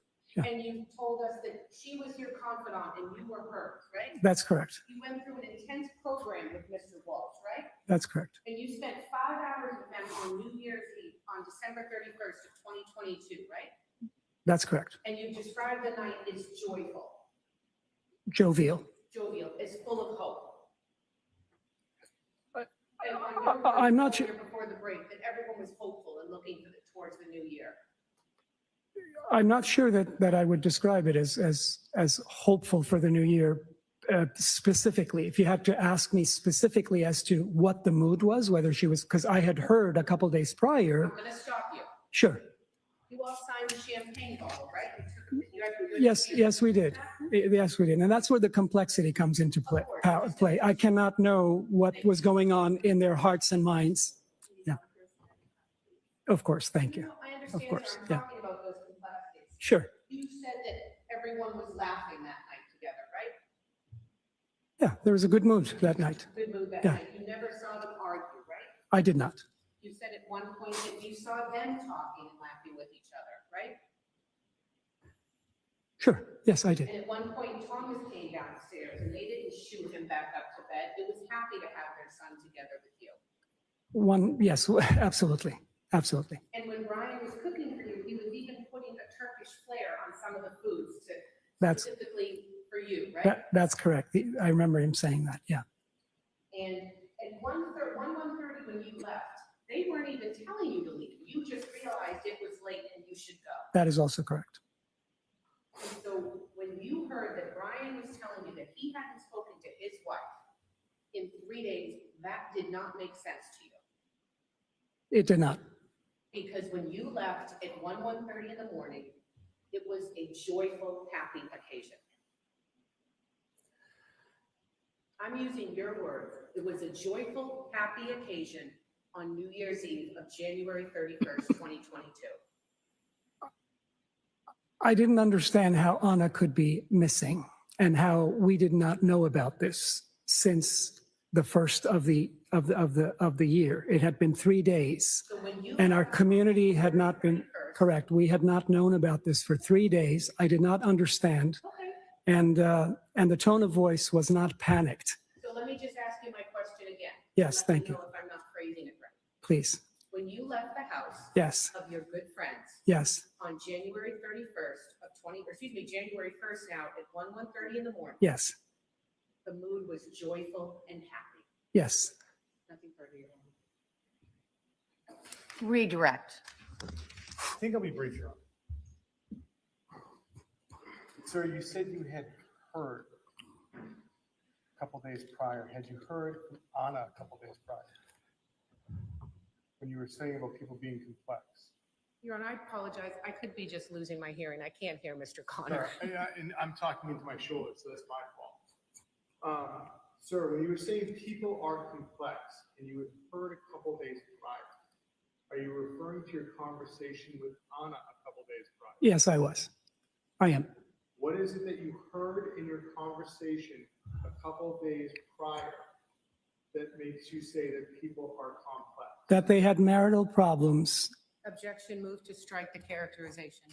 All right, and I'm going to remind you, sir, I'm going to strike the marital problems, the characterization, but you can, without characterizing, you can discuss what you recall her saying, even if you don't remember the exact Sure. words. Well, I Why don't recall. we state the question again? Certainly. Yeah. Understanding what Her Honor said as far as what Anna was saying, Sure. what is it that you heard in that conversation that you just said that people are complex? Well, if I may I explain? I think you can't, sir. I think you have to stay with just what Anna said to you. Sure. When you state what Anna said to you. If you can't, that's okay. But if you can state what Anna said to you, that's my question. On the 29th, Yes. when we had that phone conversation, Yes, sir. she told me that there were cracks in the relationships.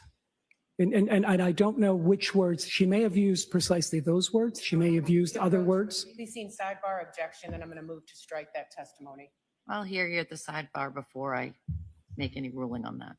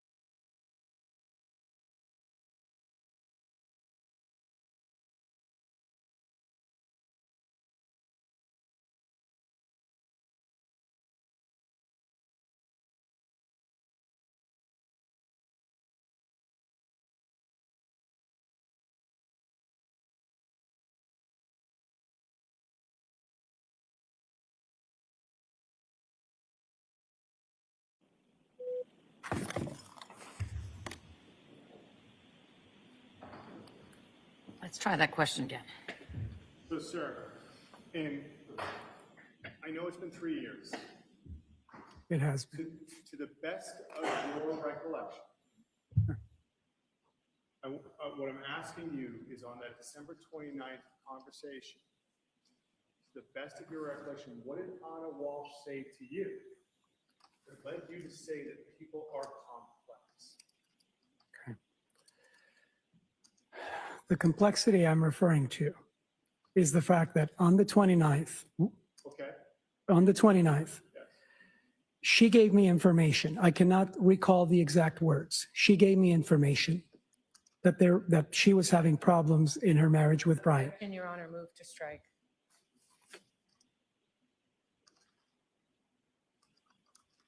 To the best of your recollection, what did she say?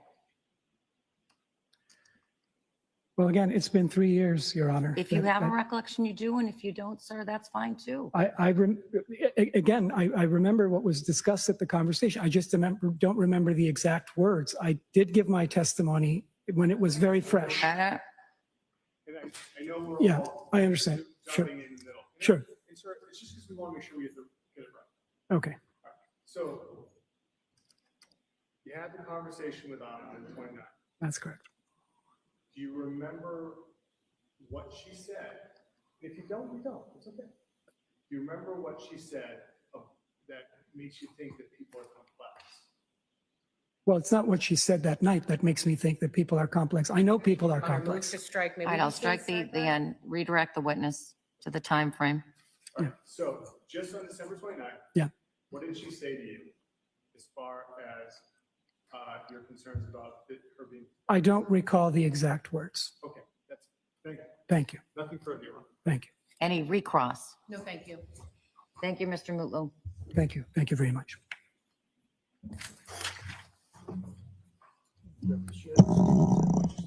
Thank you very much.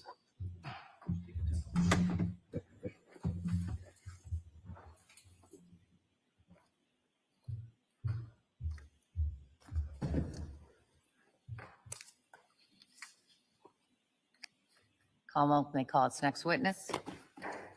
The Commonwealth would call Marlene Ramdahal.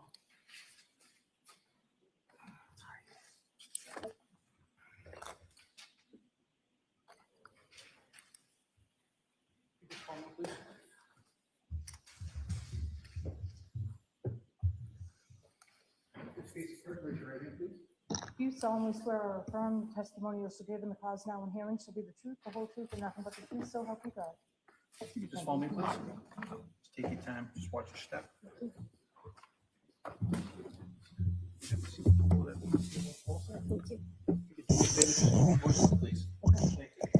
You may proceed.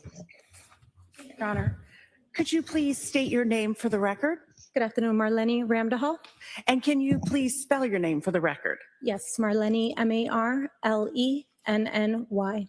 Last name Ramdehal.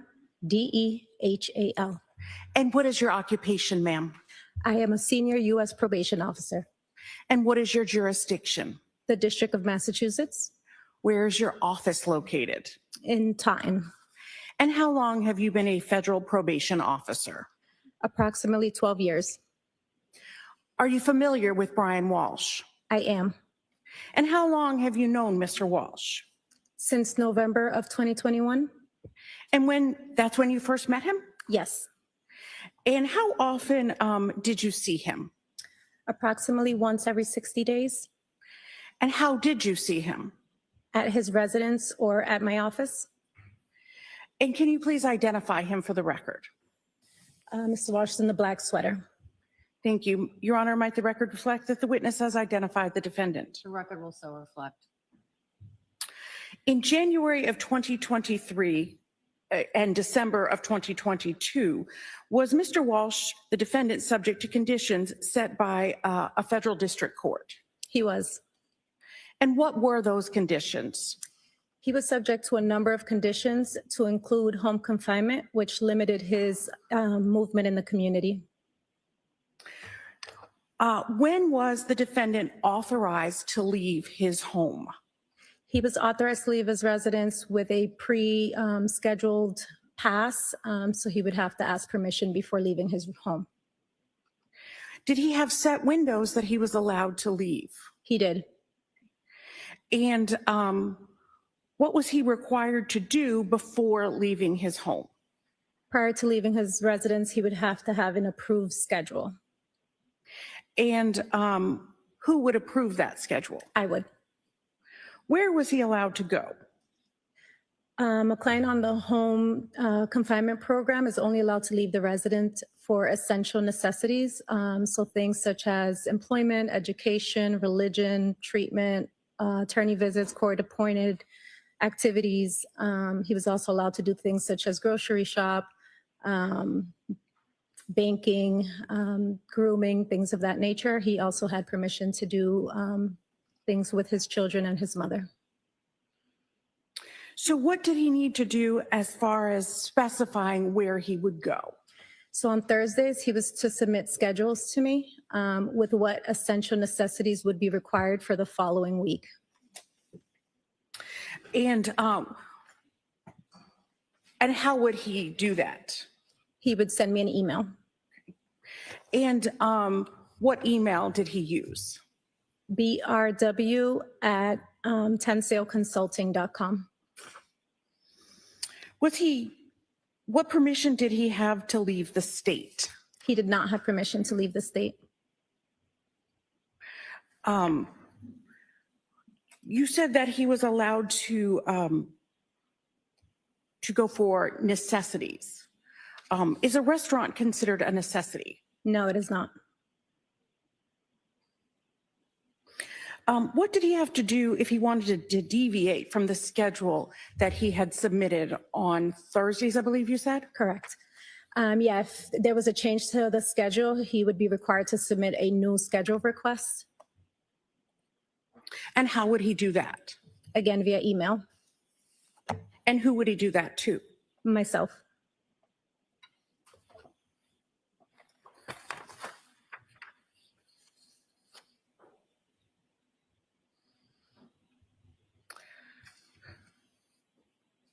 So I want to ask you about Friday, January 6th of 2023. Did you see the defendant that day in person? I did. Okay. And what contact did you receive from him requesting permission for his window for the following week? On January 6th, Mr. Walsh submitted a schedule for Wednesday, the 11th. He requested a haircut appointment from 1:30 to 3:15. He also requested a pass for the 12th to meet with his probate attorney from 10:30 to 3:15. What contact did you have from the defendant on January 5th of 2023? On January 5th, Mr. Walsh contacted me to inform me of law enforcement contact, which is required by his conditions of release. He also notified me that his wife, Anna, was missing. What was his window of release on Thursday, January 5th? On January 5th, he had a reoccurring schedule to drop off his children between 8 a.m. and 10:30 a.m. He then had a pass to assist his mother with some errands from 10:15 to 1:30. And then he had a reoccurring schedule to pick up his children from 3:45 to 6:15. And the morning schedule and the afternoon schedule, was that a set recurring schedule? Correct, Monday through Friday. And was the middle, the time that he was with his mother, was that also a recurring time, or was that something he had just requested? He had just requested it the week prior. And what was the window of release for Wednesday, January 4th? The 4th would have been drop off children from 8 to 10:30. Then he had a reoccurring groceries schedule from 11 to 1:30, and again, pickup of the children from 3:15 to 6:45. So that was all prearranged. Correct, yes. And what was the window of release on Tuesday, January 3rd? Tuesday, drop off children, 8 to 10:30. pick up children 3:15 to 6:45, and he had a reoccurring schedule as well to get his trash out, and that was from 7:50 to 8:20, I believe, In the evening? in the evening, sorry. Okay. And why did he need that for the trash? Because it wasn't on his property. Okay. And what was the window of release for Monday, January 2nd of 2023? On Monday, the 2nd, he only had pickup and drop off of the children, so 8 a.m. to 10:30 a.m., and then pick up from 3:15 to 6:45. But did you receive some information about an unauthorized leave for that day? I did. And when was that? Approximately 3:53 p.m. And did you speak to him? I did. And what contact did you have with him? I reached out to him to ask him about the unauthorized leave, and he indicated that he was picking up his children per usual. Okay. And in fact, the 3:15 to 6:45, was that authorized for Monday, January 2nd, 2023 being a holiday? It was, because there was no notification that school was not in session. And what was the window of release on Sunday, January 1st of 2023? On the 1st, he had submitted a request to return his mother home from 3 p.m. to 9 p.m.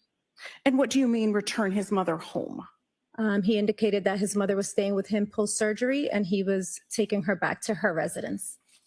And when was that window established? That would have been the week prior, so I want to say December 22nd. And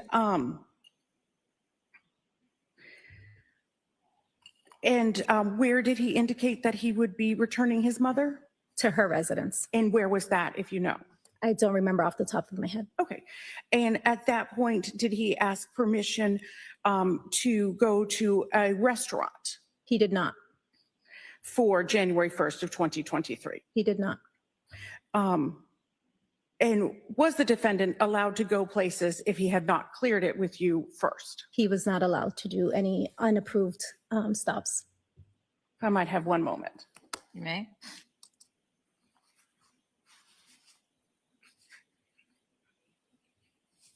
No further questions, Your Honor. Cross-exam. Yes, thank you.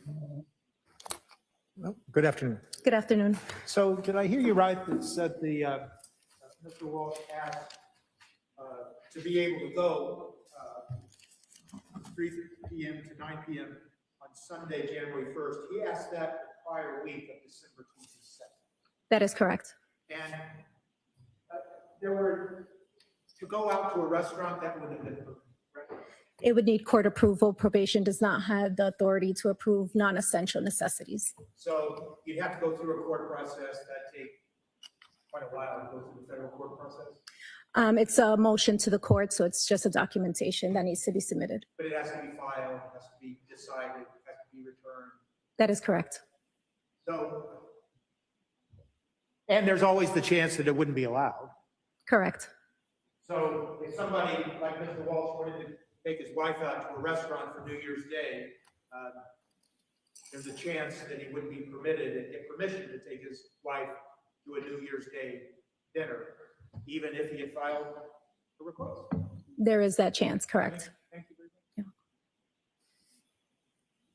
Any redirect? No redirect, thank you. The witness may step down. Thank you.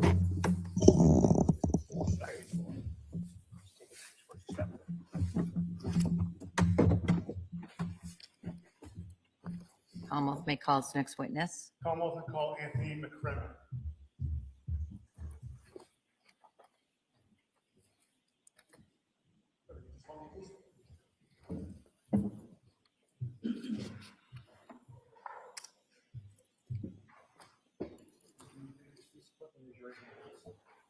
Do you solemnly swear or affirm the testimony you shall give in the cause now and hearing shall be the truth, the whole truth, and nothing but the truth, so help you God? I do.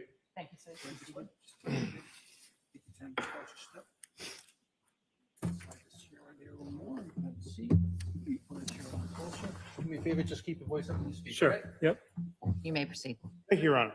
Sir, could you state your name and spell your last name for the record? Sure, it's Tony Macrina, Macrina. Where do you work, sir? Home Depot. And what do you do for Home Depot? I am a district asset protection manager. And what are your responsibilities as a district asset protection manager? I help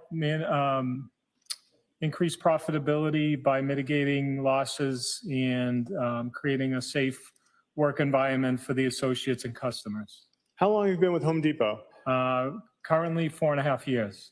And how, in that time, you've always been a district asset protection manager? Yes. And what is your district? It's considered Southeastern Mass. So it's approximately 10 stores in that area. All right.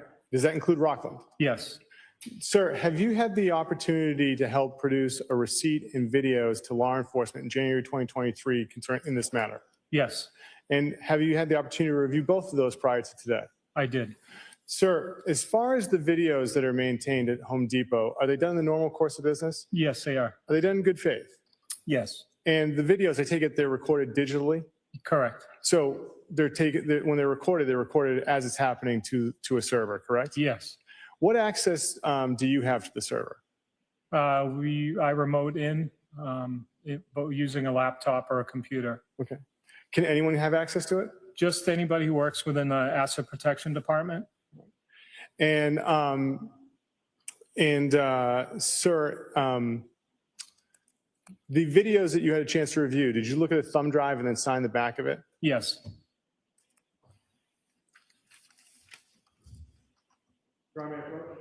You may. Sure, I'm showing you a thumb drive. Do you see it? Yes, And do you see your initials in the back? I do. Were these the videos you had a chance to review prior to today to confirm that they were the videos you had turned over from the store depot on January 2nd in Rockland? Yes, they were. So you can have the thumb drive marked. Any objection to that? No objection. The Home Depot thumb drive, now in evidence is 260. Your Honor, with the court's permission, may the Commonwealth publish some of the videos from the Home Depot thumb drive? Yes? Ms. Gilman, could we have the video Home Depot entering?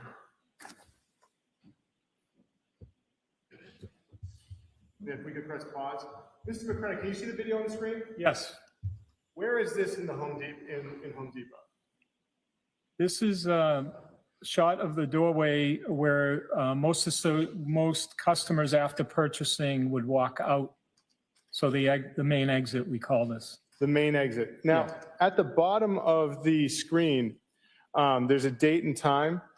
Are the dates and times accurate on the Home Depot videos? Yes, they are. And to be clear, this is Rockland, right? Correct. Ms. Gilman, if you could press play.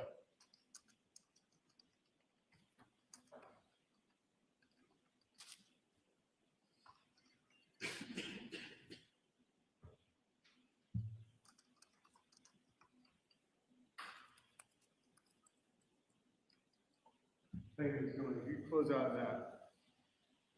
And Ms. Gilman, could we have pro exit purchasing?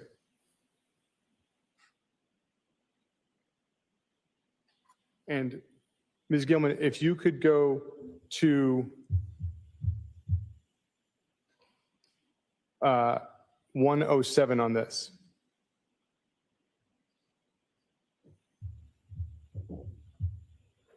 Thank you. Sir, where is this location in Home Depot in Rockland? This is on one side of the store. We call it the pro exit. So generally, this is where the lumber is purchased, and it's usually a bigger space so that you can get those bigger carts through the doorway. Ms. Gilman, if you could press play.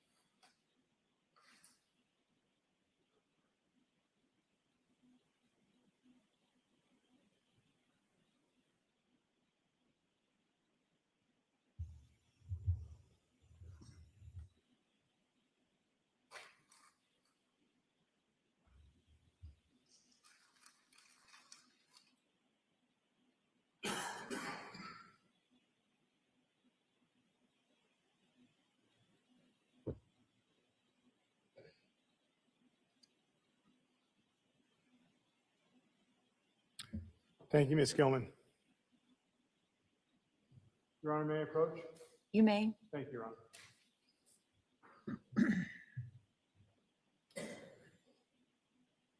Mr. McCrenna, I'm showing you a document. Do you recognize that? Yes, Is that the receipt that corresponds to the video we just saw? yes. How are you able to find a receipt to correspond to the video?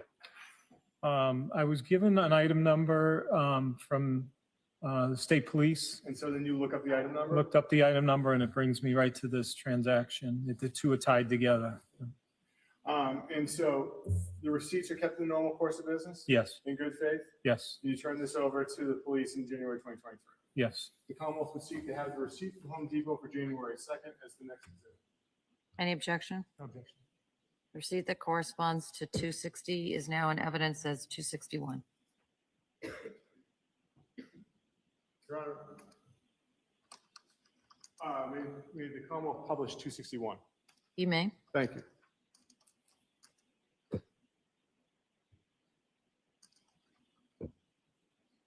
Looking at the top of it, sir, what is the address of the store? 1149 Hingham Street, Rockland, Massachusetts. And what is the significance of Register 3?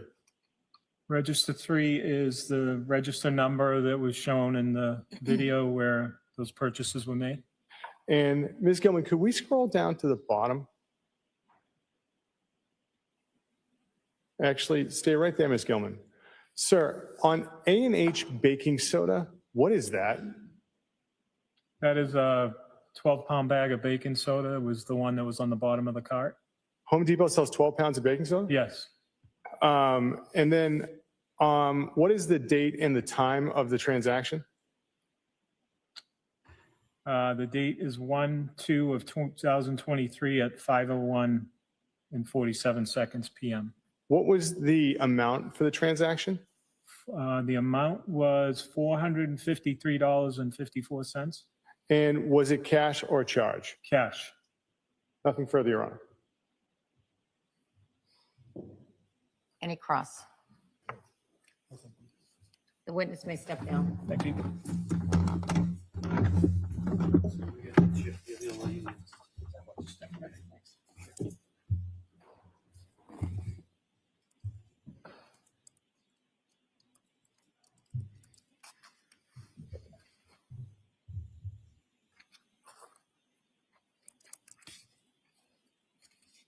Commonwealth may call its next witness. Thank you. Commonwealth would call Callie Roy, Paleologos.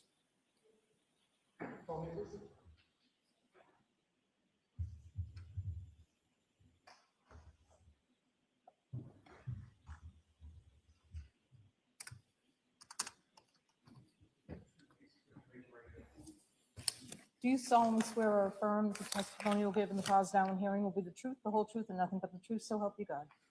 Thank you. You can be seated. Take your time, just watch your step, okay? You can have a seat. Look at the chair a little closer. Just do me a favor, just keep your voice up when you speak. Okay. Thank you. You may proceed. Thank you, Your Honor. Good afternoon, ma'am. Good afternoon. Could you bring that microphone a little bit closer to you? Will help keep things loud. Is that better? Much better.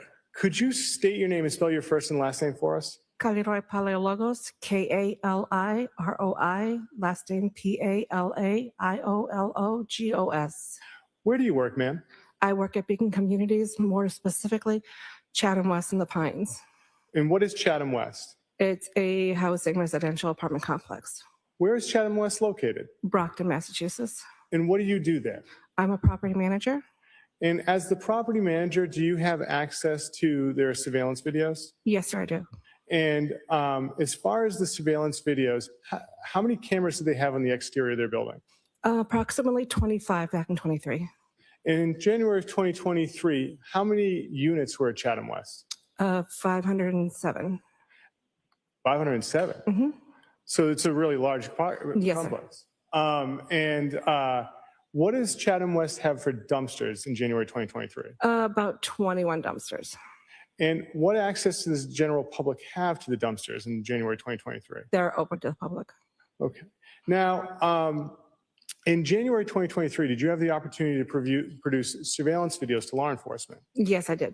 And have you had the opportunity to review them prior to today? Yes. Have they been edited in any fashion? No, sir. And Chatham West, when they maintain their surveillance videos, done the normal course of business? I'm sorry, say that again? Sure. Do you maintain your surveillance videos in the normal course of business Yes, I do. and in good faith? Yes. And again, you turn these over to law enforcement in January 2023. Yes. May I approach, Your Honor? May?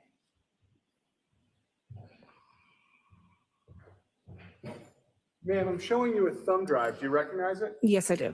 Does it have your initials on it? Yes, it does. Does this have the video that you reviewed that had you previously turned over to law enforcement? Yes, it does.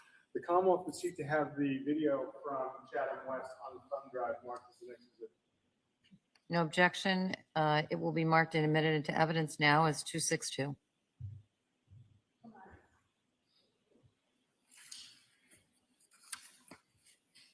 Your Honor, with the court's permission, may the Commonwealth publish the video from Chatham West? You may. Thank you. Pause. Thank you, Ms. Gilman. In the top left-hand corner, what does it say as far as a date and time? January 3rd, 2023. And the time? 5:11 at night. Okay. Now, with your surveillance videos, is the time accurate or can be off? It's accurate. Could be off by a minute or two, but it's accurate. Ms. Gilman, if you could press play.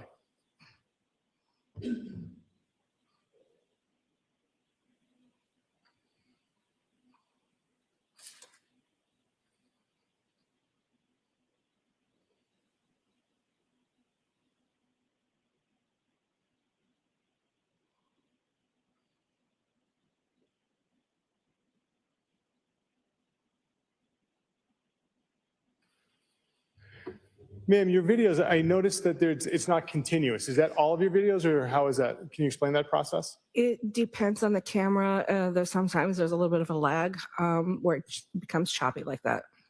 So that's not abnormal. It can happen with your surveillance sometimes. Yes. Nothing further, Your Honor. Cross-exam. No questions. The witness may step down. Thank you, ma'am.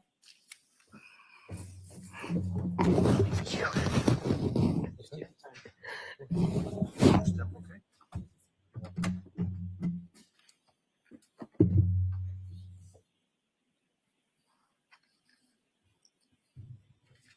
Would now be a good time to break for the lunch. Well, Your Honor, I think the Commonwealth's always made its opinion on lunch. All right. Jurors, we'll take our lunch break now. We'll see you back at 2 o'clock. Jurors, everything all rise. Jurors, leave an open. Follow me. Watch your step, please.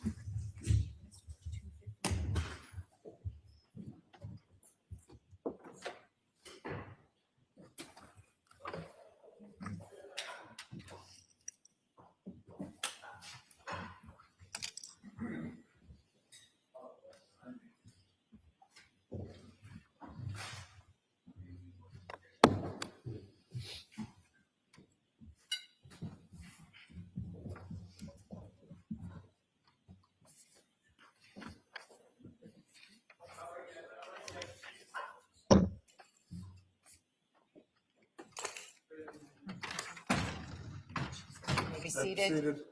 Does anyone need to discuss anything? Nothing from the Commonwealth, Your Honor. No, Your Honor. Look at lunch. Thank you, Your Honor. All right. Was in recess.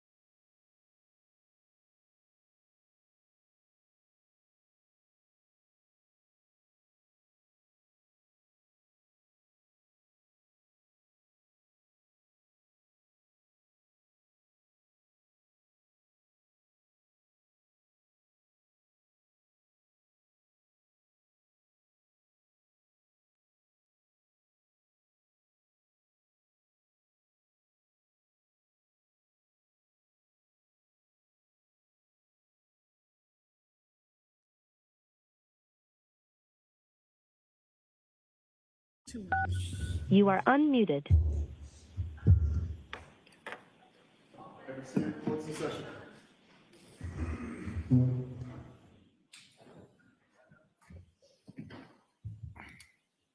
So that conversation we had about the photo earlier, Commonwealth used a photo that is blurred out. Excuse me, Your Honor? The Commonwealth is to use the photo that is blurred out, The blurry one. the blurring one, and that's upon the representation that the defense is not contesting that that is a photo of her. Correct? Not gonna know the blurred one is fine, Your Honor. Thank you. All right, and there's no dispute that that's a photo of her, and you're content with me saying that to the jury. Yes, thank you. All right. Thank you, Your Honor.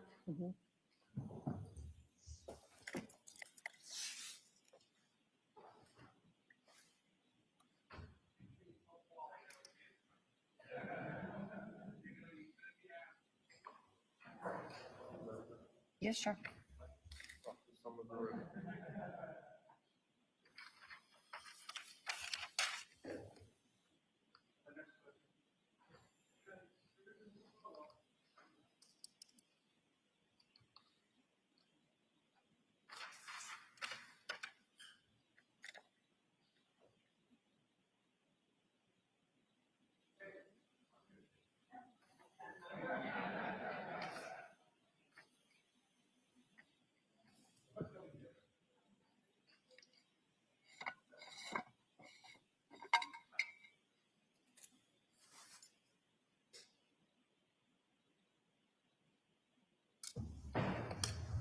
Who's entering, all rise.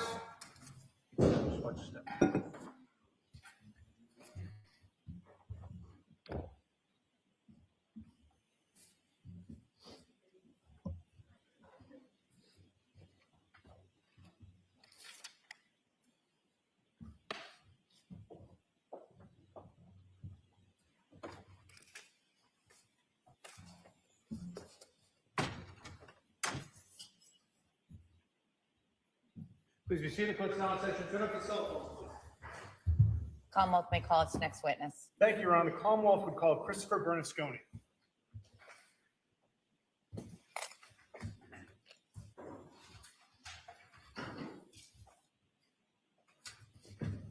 Sir, if you just call me, please.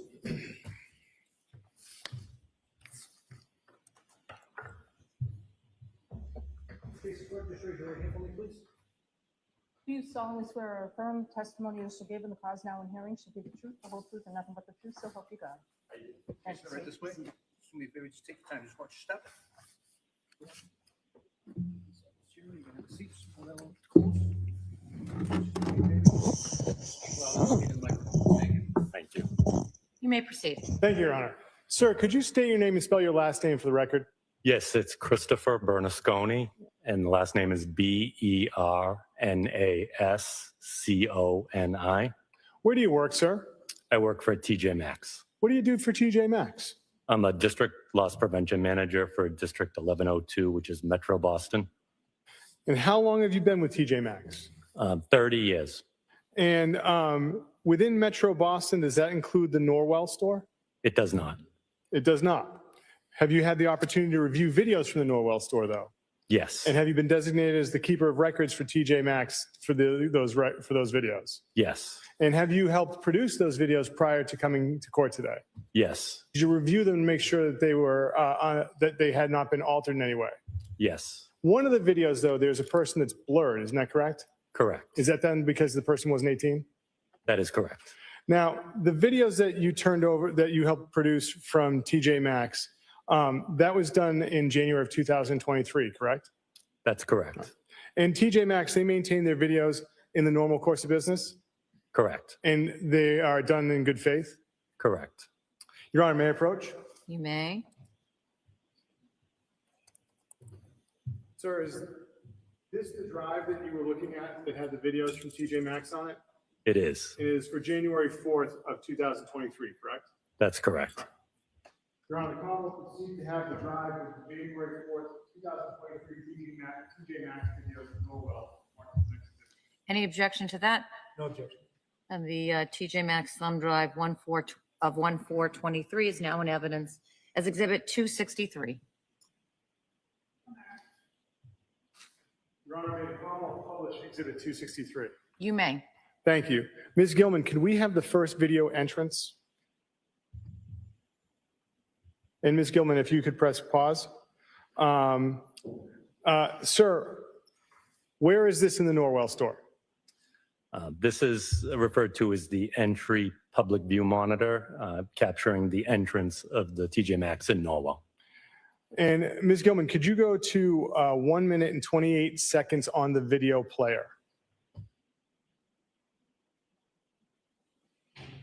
And Mr. Bernasconi, at the top of the video is a label. That is, do you see that? 2003-0104? The title of the video? Yes, You see that? I do. Okay. And the time on the video, is it fair to say that's 9:44 and 24 seconds as far as the start time? That's correct. Sir, are there any issues with the TJ Maxx videos as far as the accuracy of their time? They're very accurate. If you could press play.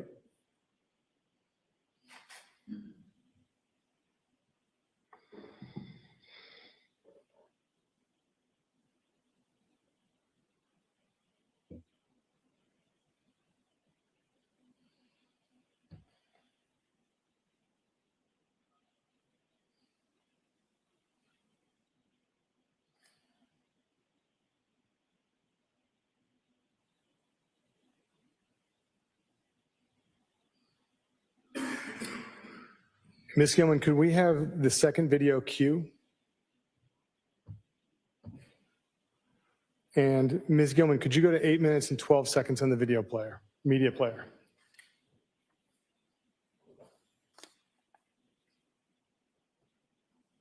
Thank you, Ms. Gilman. And if you could press play. Sir, where is this in the store? This is the public view monitor in the queue line, which is essentially the checkout area.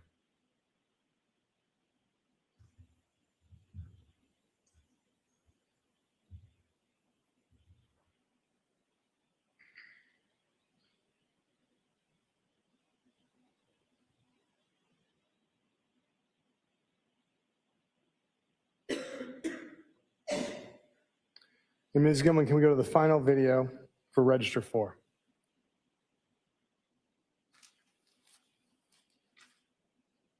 Sir, where is this in the store? This is above the cash register, register 4, I believe.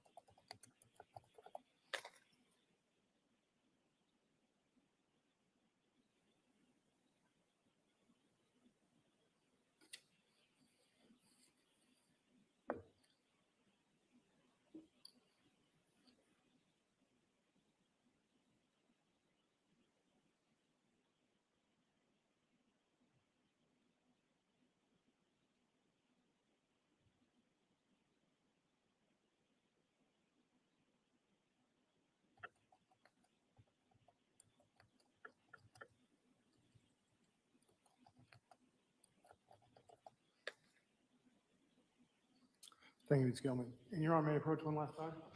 You may.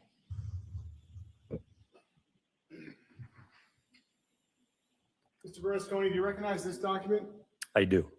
Is this a receipt for the transaction that you just showed us videos of? It is.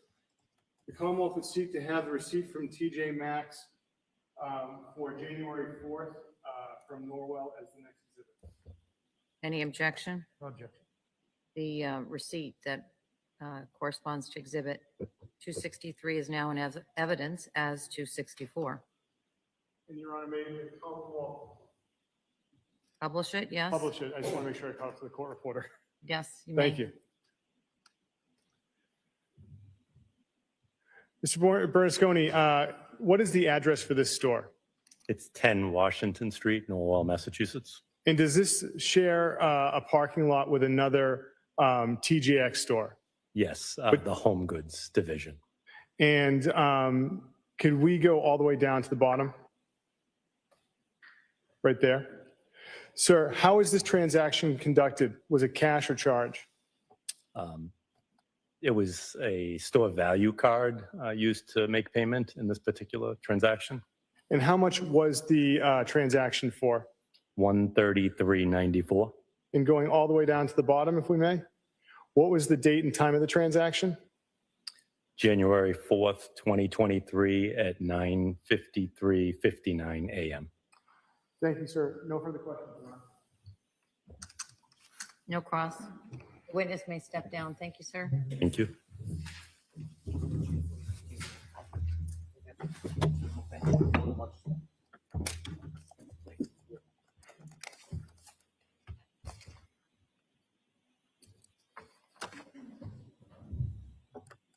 Commonwealth may call its next witness.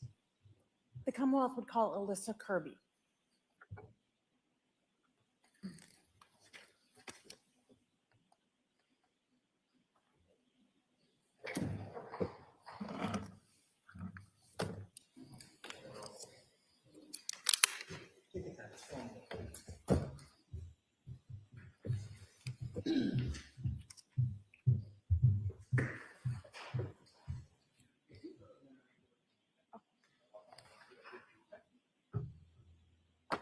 Do you solemnly swear or affirm the testimony you'll give in the cause now in hearing will be the truth, the whole truth, and nothing but the truth, so help you God? Thank you. You can be seated. You just follow me, please, okay? Take your time, just watch your step. You can have a seat. Just pull that chair a little tight. Okay, You may proceed. thank you. Good afternoon. Good afternoon. Can you please state your full name for the record and spell your name? Yes, Alyssa Kirby, ALISSA KIRB as in boy, Y. And where were you living in December of 2022? I was living in Chevy Chase, Washington, D.C. And were you familiar with Anna and Brian Walsh? Yes. And how were you familiar with the Walshes? We were friends. I was introduced through my brother and sister-in-law. And what's your brother's name? Peter Kirby. And so how would you characterize your relationship with Anna Walsh? Yeah. Anna and I quickly became really close friends. And yeah, we were new best friends, we called it. And we spent a lot of time together. We just kind of clicked like sisters. And when did you become so close? Shortly after she moved to Washington, D.C. and lived nearby. So you said she lived nearby? Yes. Can you tell us how far she lived from you? About 5 minutes around the corner, 5-minute walk. And how often would you see her when you, once she moved to Washington, D.C.? I would say we planned to try to see each other about once a week. It wasn't always that, but about that. And how often would you communicate with her? Similarly, about once a week, or when she would come back to DC, we'd talk about when we could meet up and hang out. And did you know Will Fastow? I knew of him, yes. And how did you know of Will Fastow? Shortly after I started spending more time with Anna, she would talk to me about him as the man who sold her house, but then her interest in him and just hearing a lot about him as a person. And what did she tell you about him? She told me of that she was interested in him, that she had a crush on him, but it was a lot more talk about their connection and like, I guess what she wanted to have happen with him and her, I guess just her interest. And what did she tell you about telling Brian Walsh about this crush on Will Fastow? She told me that she was open with Brian about her crush on Will and that he knew.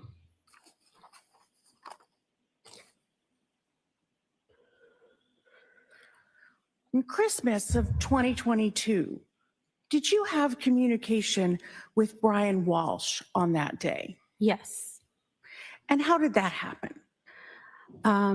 Brian called me that day, and because he rarely or almost never called me, I answered, and he was looking for Anna because he said he hadn't heard from her.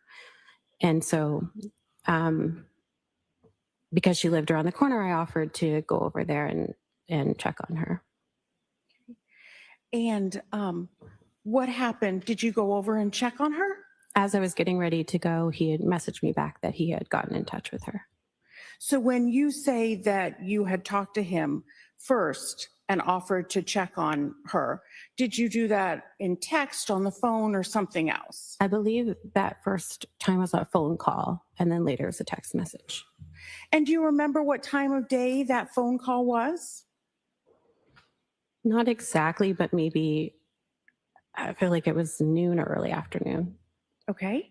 And what was his demeanor when you spoke to him on the phone? That day, I think he was worried or a little bit nervous. And approximately how long was it after you had spoken to him that he texted you? I think it was within like 10 minutes because I was getting ready to go and it was fast enough that I hadn't left yet. And did you speak with Anna Walsh that day on Christmas Day? Yes. And when did you speak with Anna Walsh that day? It was late, much later that day in the afternoon. I was already with family for the holiday, and she called me as she was driving up to Massachusetts. And what was her demeanor when she called you? She was very upset. And when you say very upset, can you describe that?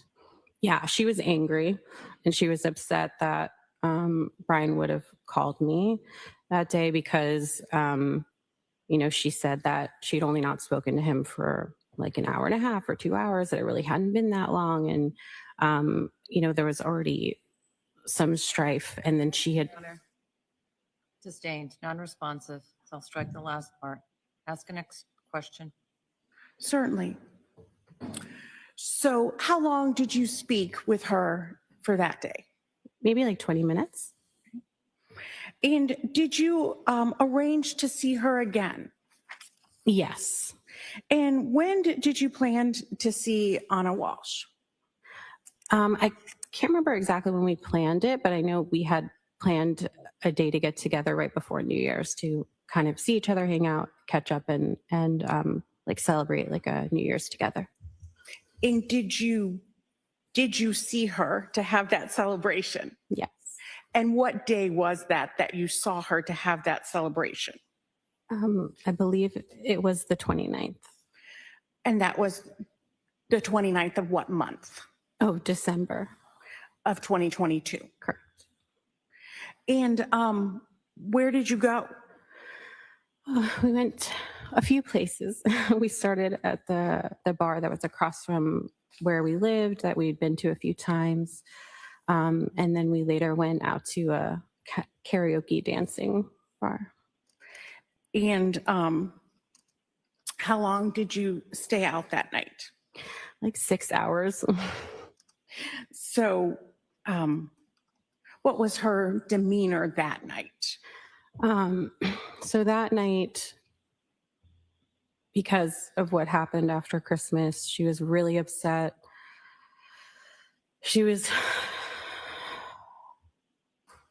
kind of breaking down because everything had been really hard, which Anna was always a very strong person, so that was very unusual for her. And she was just really upset about so much. She had really hit a breaking point.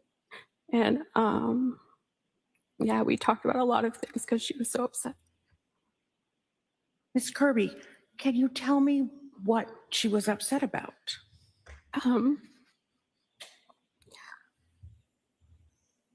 She was primarily upset about her and Brian's relationship, about being so far away from the kids, and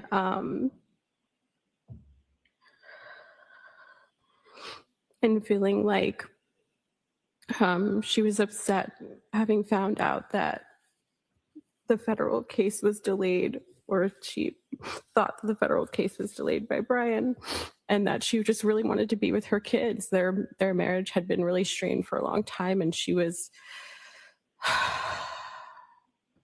told me how like upset she was and how frustrating that was, and how she was really at a breaking point. Jurors, I'm going to remind you that the statements that are being offered with regard to Anna Walsh's state of mind are admissible, again, limited to establishing her state of mind, as is relevant to the defendant's motive to kill. To the extent that such state of mind evidence includes statements describing the defendant's federal case, Anna's statements are admitted only to show the defendant's motive and not to show that he had a bad character or propensity to commit any criminal offense. You may proceed. Thank you.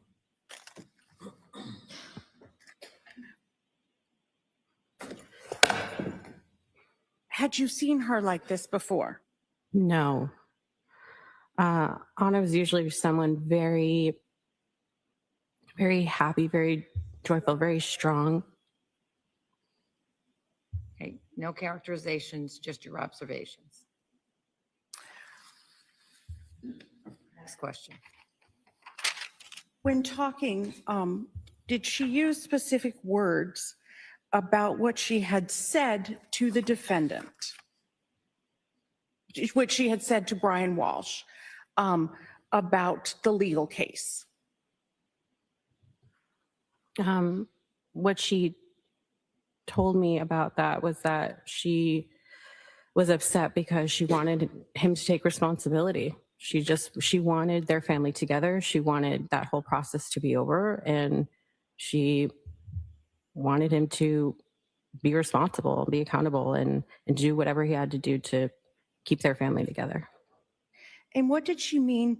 What did she tell you that she meant by the word responsibility?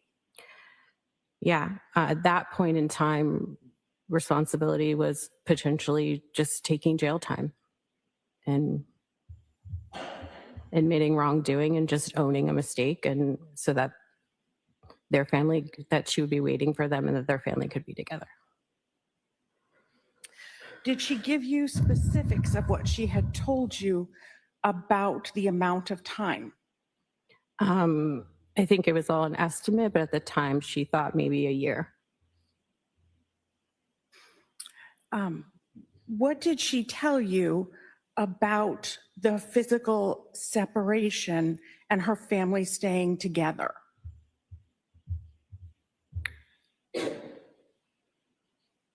I'm sorry, I'm not quite sure what you're asking. I'm sorry, I didn't ask that well. What did she tell you about being in different states and what that physical separation might mean? Yeah, that it was really difficult for the family, but that also, because of how difficult things were, she was contemplating what that could mean legally being able to take her children to Washington, D.C. And also the physical separation from a husband was very difficult for her. What, if anything, did she tell you about having established a separate household? Oh, that she had told me that everything was set up in her name, the house in Washington, D.C., and the bills were, everything was in her name. So she was trying to figure out a way that she could have the kids with her in D.C.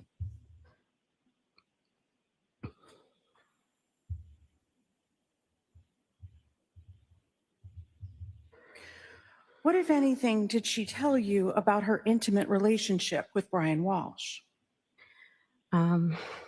She told me that, you know, aside from everything being really difficult, that they had not been intimate in a really long time, like maybe over a year, I think she had said. And what did she tell you as to why? She said it was because that Brian had been really depressed and that the strain of the case had really just taken a toll on his mental health and their marriage, and that she felt also that that her energy was being really drained. Yeah.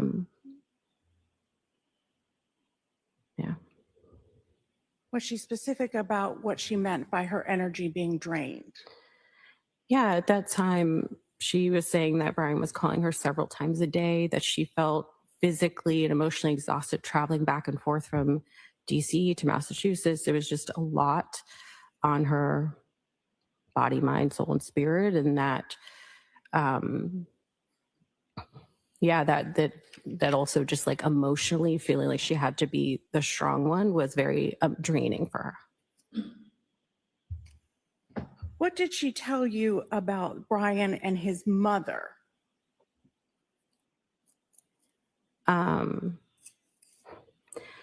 She had always said that. Your Honor, objection. I'll see you at the side of the bench.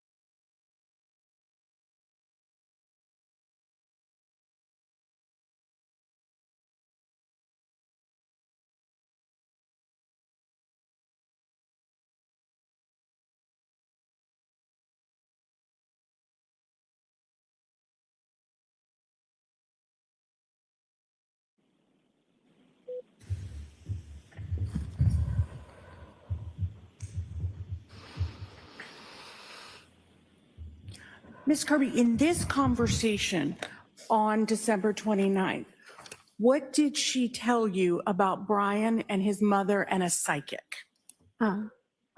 She told me that Brian had told her that his mom went to a psychic and that the psychic had said that she was having an affair. And that night she told me how ridiculous that was and how like she was very upset by that. And she'd always felt that Brian's mom didn't like her, and that it was scary. Did she say why?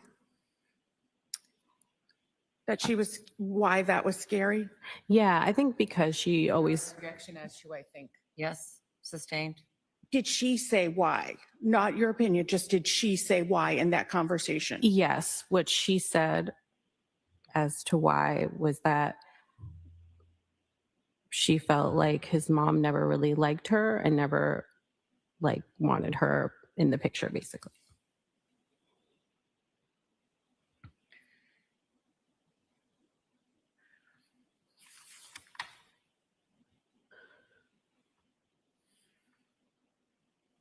Your Honor, at this time, I'd ask to publish from one picture from Exhibit 145 on page 39.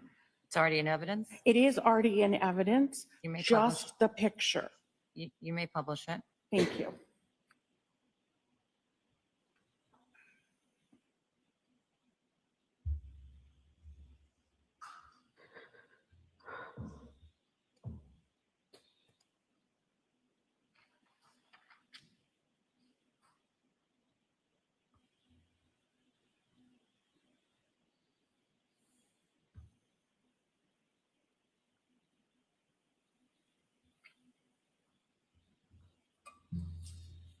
Ms. Kirby, do you recognize that picture? Yes. Can you tell me who's that a picture of? Picture of me and Anna. And when was that picture taken? That night we went out on the 29th. I'm sorry, did you say that was the night from the 29th? That was during that night of December 29th? Yeah. Thank you, Ms. Gilman. You can take that down. Did you see Anna Walsh after the evening of December 29th into December 30th, because you said you were out late, of 2022? No. When did, if you know, when did she leave for Massachusetts? She left that next day on the 30th. And when did you expect her to return to Washington, D.C.?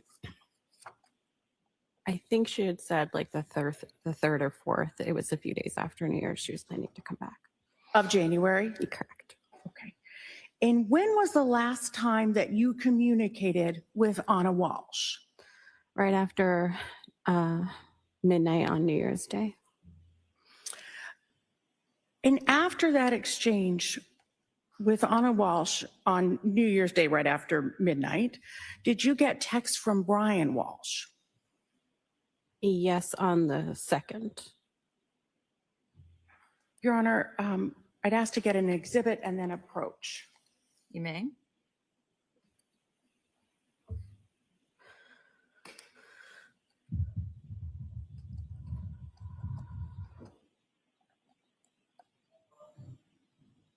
I'm approaching with exhibit 164. 164? Yes, yes. Thank you.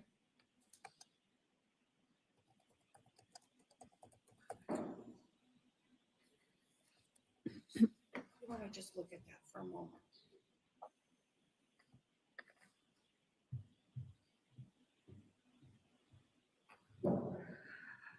Do you recognize that? Yes. And you can look through it all. Okay.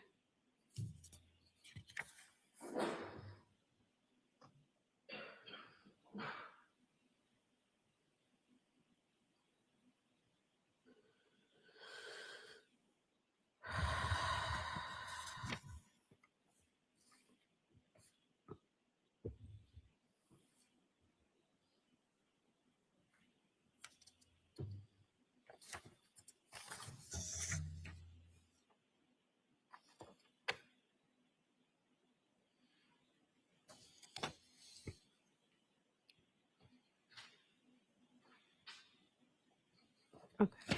And what are those? Text messages between me and Brian. Your Honor, may we publish exhibit 164 for the jury? You may. Thank you.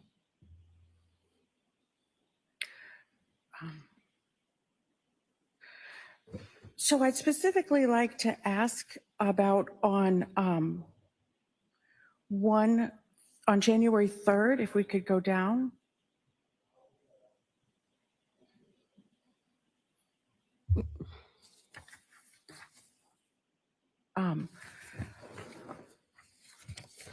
Can you read on page 2, can you read that in green? Yes. It says, hello, I know we did this a week ago, but have you heard from Anna? And how did you respond to that? I said, hey, Brian, sorry for the delay. Was sleeping. I have the flu and I'm super sick. I texted with Anna on New Year's Day, but no, haven't heard from her. Is she working today? She's usually running around super busy with work. And when did you send that? It looks like on January 3rd at 12:51 p.m. And then did Mr. Walsh respond to you? He said, you're right. I'll let you know when she calls. Feel better soon. And then did you contact him later? After that, I said, thank you. Yeah, and then the next morning, I was sick, so I slept the whole day. And the next morning, when I realized I hadn't heard back, I texted him, did you ever hear back? And then what happened? And then he said, no, they're looking for work now. And that's when I got really scared that something was wrong. So what did you do after hearing that? After that, I called my brother and I asked if he had heard from her and was explaining the situation. Well, we can stop the publication. I'm sorry. Sustained. So just tell me what you did. What did you do? Oh, after the text message, I called my brother and That's fine. That's Okay. all. And then what did you do after calling your brother? Did you speak with Brian Walsh at some point on the phone? I did, but I don't remember if it was later that day or the next day on the Okay. phone. And who was on the phone with Brian Walsh? There were some calls that was just me and Brian, and there was one call with Brian and his mother. And what was the call with Brian and his mother like? Well, his mother was pretty combative. I think she sounded You approach sidebar? Yes.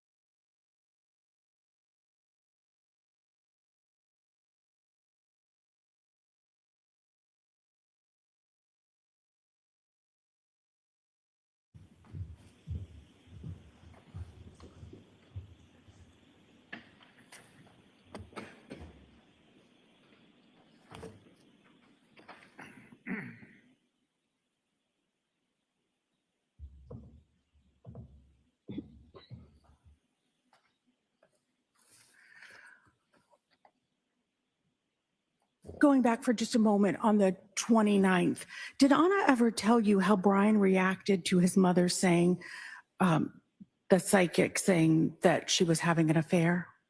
Yeah, she told me that he thought it was equally as crazy, or that was what he said to her.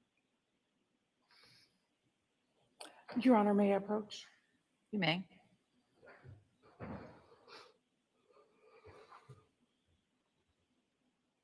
gonna swap out one and give you another.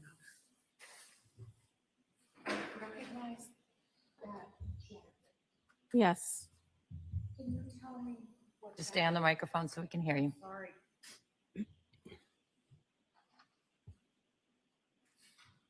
Can you tell me how you recognize that jacket? As Anna's jacket, one that she wore.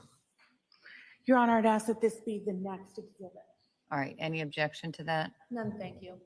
Jurors, that'll be marked into an evidence as Exhibit 264, photo of Anna. The jurors, the face of Anna Walsh is blurred out for that photo, but there's no dispute that that is a photo of her in the jacket, in a jacket.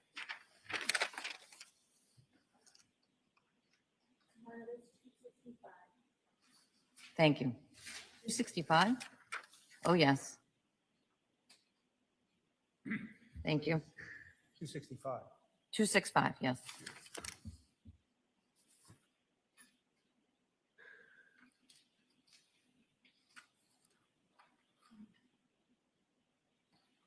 And I'd ask that this be published to the jury. You may.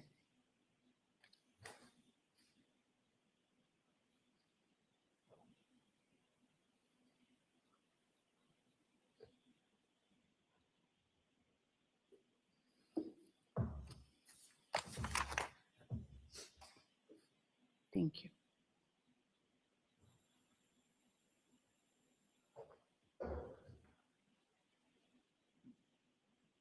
Thank you very much. Cross? Thank you.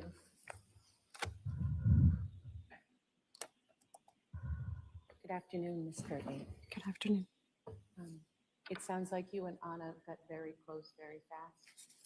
Yes. When she was down there, you guys would try to see each other about once a week? Yeah. Okay. And while she was down there, she was working for Tishman Speyer? Yes. And obviously, you would text or talk on the phone sometimes during the week? Yes. And sometimes go for coffee walks around the neighborhoods? Not coffee, but often walks, or we would meet up. Yeah. I'm imposing my own desire in that. Okay. Okay. And her work schedule was pretty demanding while she was down in DC. Yes.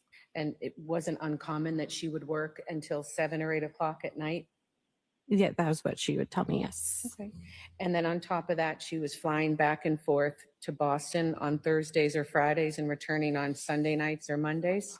Yeah, often Mondays and then returning Thursday or Friday. Okay. I want to talk to you a little bit about that Christmas Day phone call from Mr. Walsh. Okay. You had mentioned that it was not common or out of the ordinary for him to have called you. Yes. Okay. And I think you described him on that call as nervous and worried, right? Yes. And this was Christmas Day? Yes. And I think you told us it was about noon or a little bit past noon when he had reached out to you? Mm-hmm. And what he said is that he and the boys were expecting her home for Christmas and he hadn't heard from her.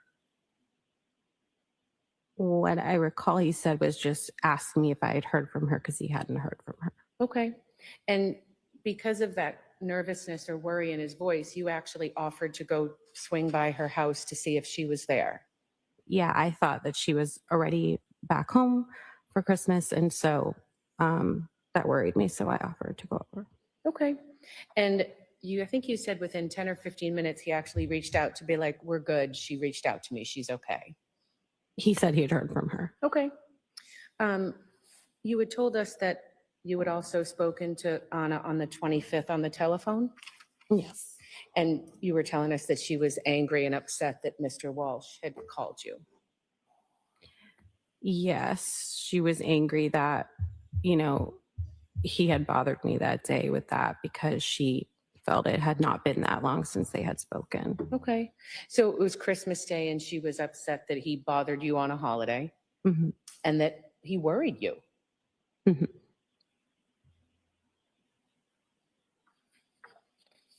You had mentioned that Anna had a friend named William Fastow. Yes. Okay. And I think you told us that she shared with you that she had a crush on him. Yes. And she told you that she told her husband that she had a crush on him. Yes. And that Anna, when she was talking about sharing that with her husband, that they always had an open, honest relationship. Yes, that's what she said. Okay.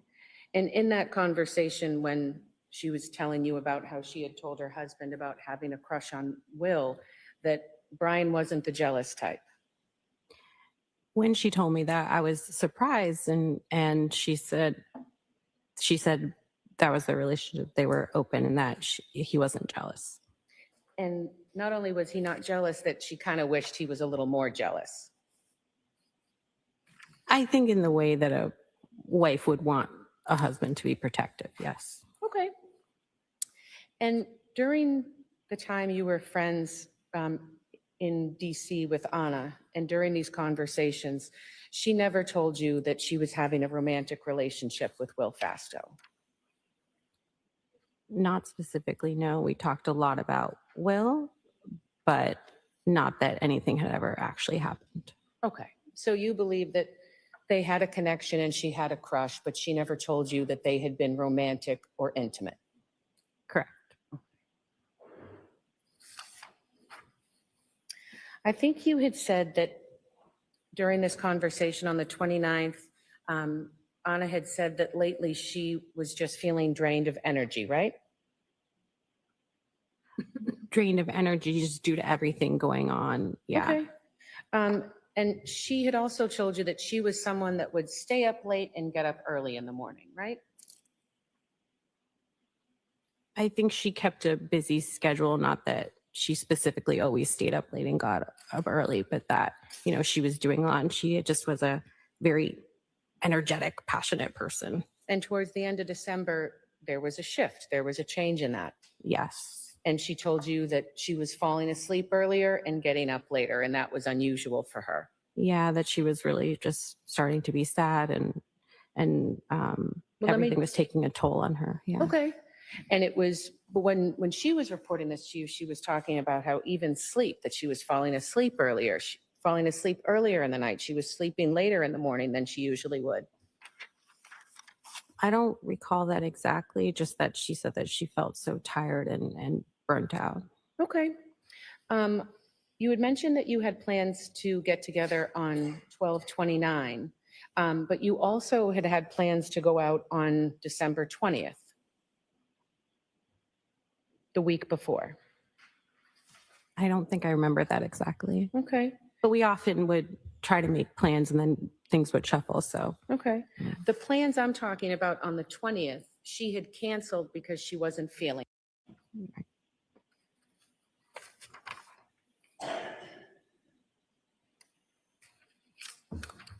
You shared with us during that long night out with Anna that the two of you were talking a lot about how it was difficult that she was away from her family.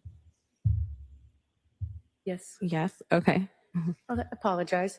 And she told you that she said to Brian, you need to resolve this. Even if you go to jail, we'll be here for you when you get out.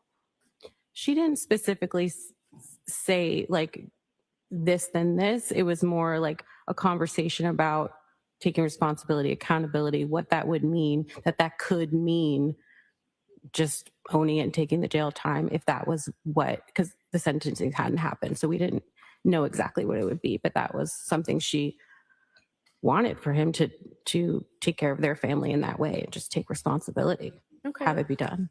And I think you told us earlier on direct that she said to him, we'll be there even if that happens, meaning her and the boys. And I don't think she said that directly. It was more like communicating to me that she wanted their family to be together, even if that meant. Okay. Jail time, yeah. Okay. So I think they were still figuring out like what to do. They had been living apart and she wasn't sure what would happen.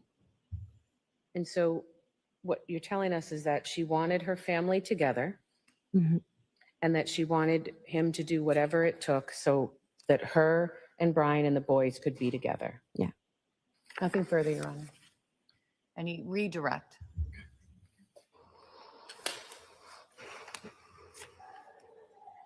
Ms. Kirby, did she want her family together? Objection, Your Honor. She stated it, she can answer it. So rephrase the question. On December 29th, did she tell you, did she want her family together?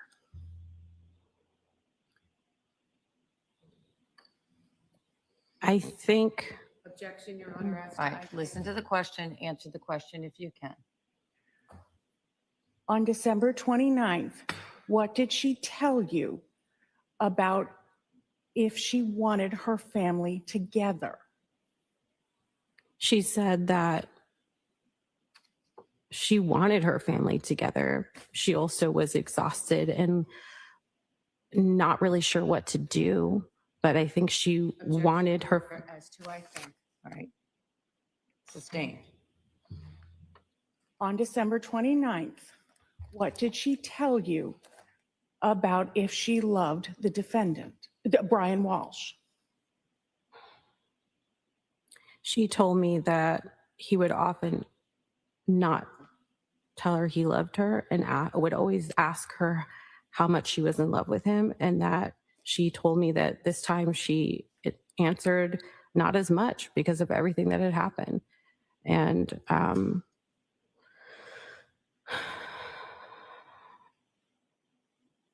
yeah, that she was falling out of love, and also that she wanted, I think she saw. Objection, Your Honor. As to I Again, think she saw. I know it's a long time ago, but it has to be the statement she made to you, not what you think Okay. or what you understood from it. It's statements that she made to you. Okay.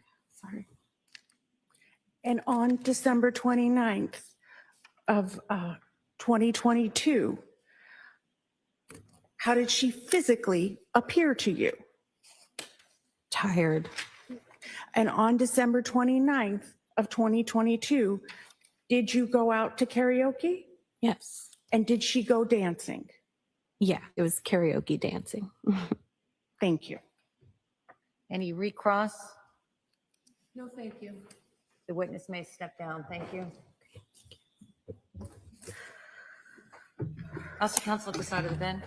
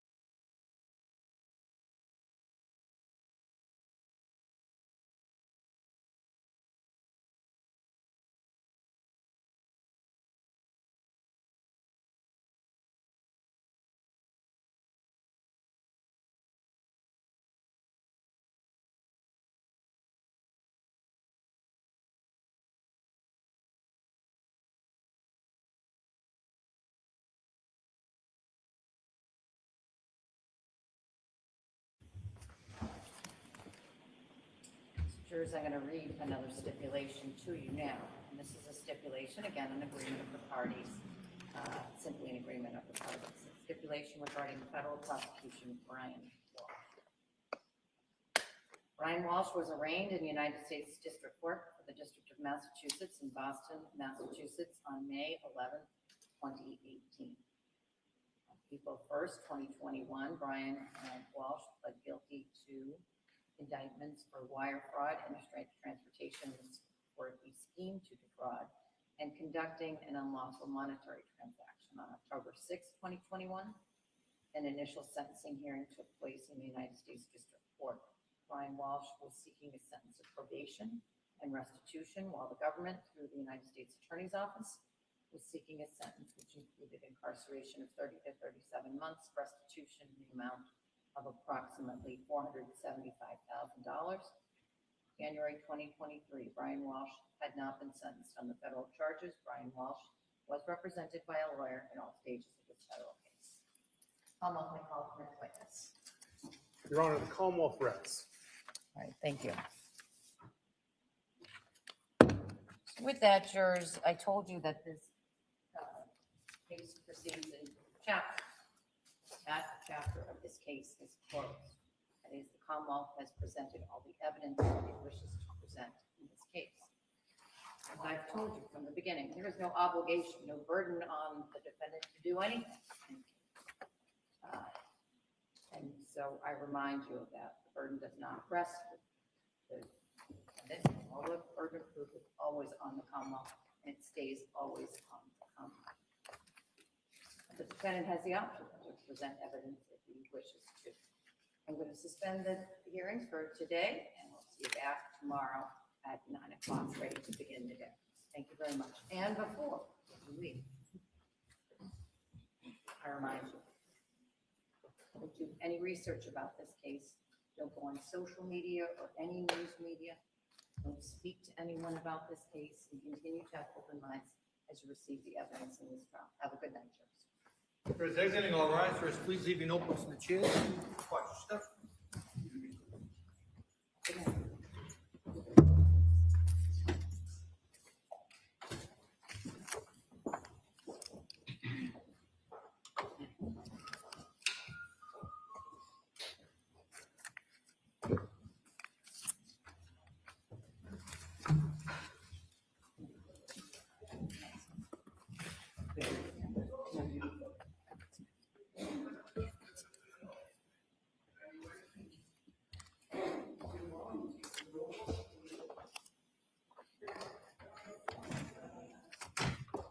Be seated.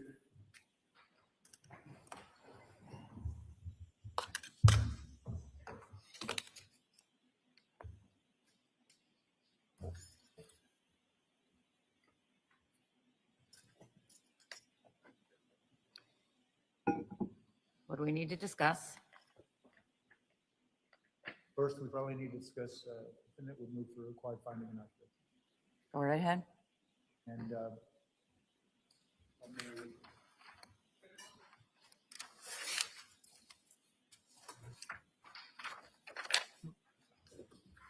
She can share.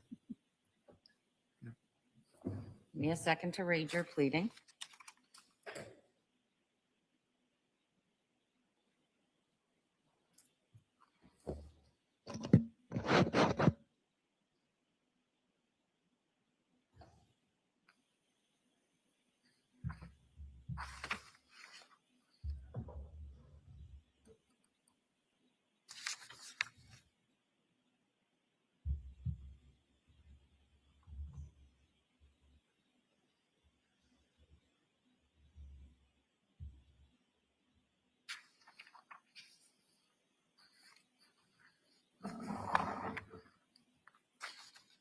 All right, I'll hear from you.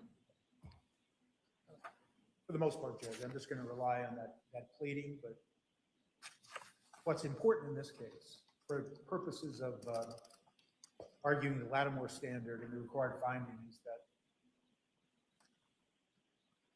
in the facts and circumstances of this case, even if you consider all of the evidence in the light most favorable to the Commonwealth, that the circumstantial evidence and the inferences have not been proven on the elements of premeditation and intent. And it's important to distinguish the fact that where inferences can be reasonable when they have to do with other factual issues that do not constitute the specific elements of the crime charged, here, the inference must be beyond a reasonable doubt because it must support the element of premeditated murder, and it must support the specific intent to kill. And whereas the Commonwealth has based their whole prosecution on what we characterize as a three-pronged approach, that motive evidence that they theorize supports an inference of intent and premeditation, they have failed to present the type of quantity and quality of evidence that would then result in an inference beyond a reasonable doubt that Mr. Walsh ever premeditated a murder or ever manifested the specific intent to kill. The three-prong approach that the Commonwealth took in this case was that Mr. Walsh was motivated by financial interest, which has not been established by any inference sufficient to carry the day, even on the Lattimore standard. The second prong is that somehow Mr. Walsh was using his children and his role as primary care provider to avoid going to prison, and that has not been established by any sufficient evidence.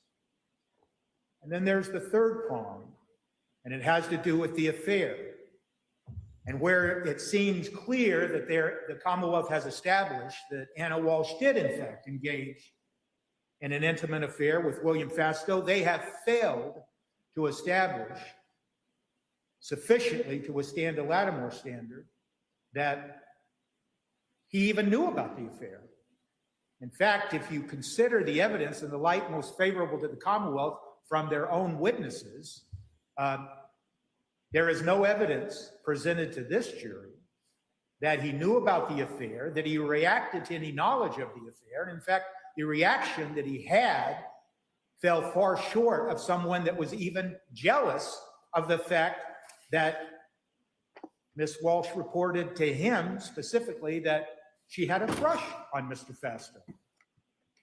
And I understand, we understand that whereas motive is not an element, that's not what we're arguing. And I say in our motion that if the government stands up and says, since motive is not an element, that the argument that we just made doesn't apply. Well, that misses the point, because that is the whole foundation of their prosecution in this case.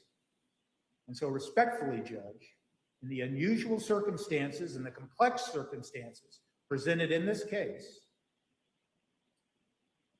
I would ask that a required finding be entered on indictment 001. Thank you. Thank you, Your Honor. Viewed in the light most favorable to the Commonwealth, the evidence is sufficient for a jury to find the defendant guilty of the premeditated murder of Anna Walsh. Your Honor, as to evidence that the defendant killed Anna Walsh, the defendant was the only adult in the house on January 1st after Mr. Mutlu left. There's evidence before the court that Anna was a fit and active 39-year-old, and in fact that she participated in a vigorous exercise class at Bar Method on the 31st of December, where she demonstrated that she was in good physical condition. Evidence of the bloody slippers, bloody bath towels, bloody carpet, on his broken Gucci necklace, combined with the defendant's internet searches about cleaning blood from wood floors, his purchase of large quantities of cleaning products, are sufficient for the jury to find that Anna met a violent death in the living quarters of 516 Chief Justice Cushing Highway. I'd also point out there was a cut on the defendant's thumb, and there was evidence that he did purchase Band-Aids and some antibiotic cream on January 1st. As to deliberate premeditations, there's evidence that the defendant was aware of Anna's relationship with another man. He told police that he monitored the Chase credit card statement. That is an evidence before the court. That statement includes a purchase of a plane ticket to Dublin in over the Thanksgiving holiday in 2022. The defendant was aware of Anna's itinerary. He told police that he had suggested that she go out during a layover in Frankfurt, which she did have a layover in Frankfurt at one point of that travel. And again, looking at that travel, it's clear that looking at the chase statement that it was indicated a trip to Dublin. And the defendant told police that she had only gone to Serbia to see her mother. And I suggest the evidence is more than sufficient to find that he was aware of that trip to Dublin. He also searched Will Fastow's name on December 25th, and he also researched emergencies in buildings that Anna managed in DC. I'd also point out that the defendant's phone, which he said was mislaid from December 31st to January 2nd, he told Mr. Mutlu that when Mr. Mutlu came for the New Year's Eve dinner. That phone was repeatedly unlocked and connected to a power source while it was supposedly missing. The evidence indicates that the defendant used that phone to create an alibi for himself. It explains why he was not contacting Anna. And then when he did say he recovered the phone, he started sending text messages to Anna, and he later showed those messages to police. It suggests he was using the missing phone as a way to create an alibi for himself. And to explain why there was he didn't have the phone with him when he went to Vin and Liquors and threw something into the dumpster, or when he was in Lowe's buying cleaning supplies and cutting tools on January 1st. Your Honor, there's also ample evidence of motive. There's evidence that the jury can find that if Anna took the children to DC, the possibility of the defendant avoiding jail time on the federal charges would lessen. We heard testimony today about the impact of that on Anna and what she intended to do. Anna also had life insurance policies and financial accounts, which the defendant was the named beneficiary, and he stood to inherit substantial funds if Anna Walshe were deceased. And also, Your Honor, the defendant's elaborate web of lies regarding Anna allegedly leaving for a work emergency in DC. He lied to friends, family, and the police about that. I suggest that that also is sufficient evidence to give this case to the jury, and would ask that you deny that motion for required finding of not guilty. All right. The Latimer standard dictates that I take every inference, all the evidence and all the reasonable inferences from that evidence in the light most favorable to the Commonwealth. Adopting that standard, I'm not convinced by the defendant's motion. I'm not going to repeat the evidence that the Commonwealth has just, in brief, summarized for the court. That evidence that this jury has heard and seen is adequate to allow the jury to deliberate the case, in that, again, drawing all the inferences, reasonable inferences from the evidence that's before this jury, there is sufficient evidence for this case to go to the jury for them to determine the three elements that are before them. But it gets over the Latimer standard. So the defendant's motion is denied. We would just object to the record. I understand.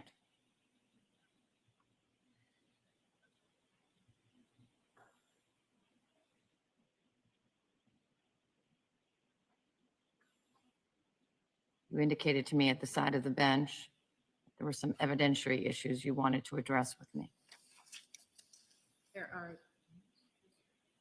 Can we go to the sidebar for these, Your Honor? Yes, you may.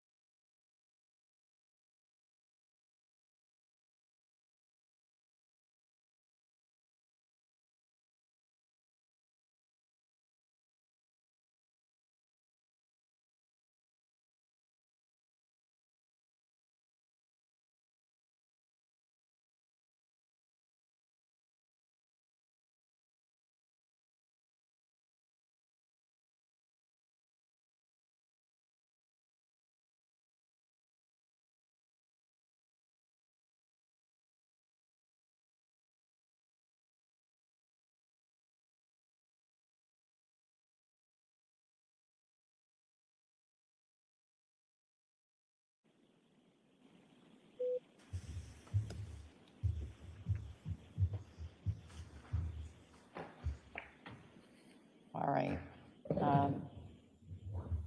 So I think that we all have our tasks for the evening, and I'll see you back tomorrow. Anybody need anything?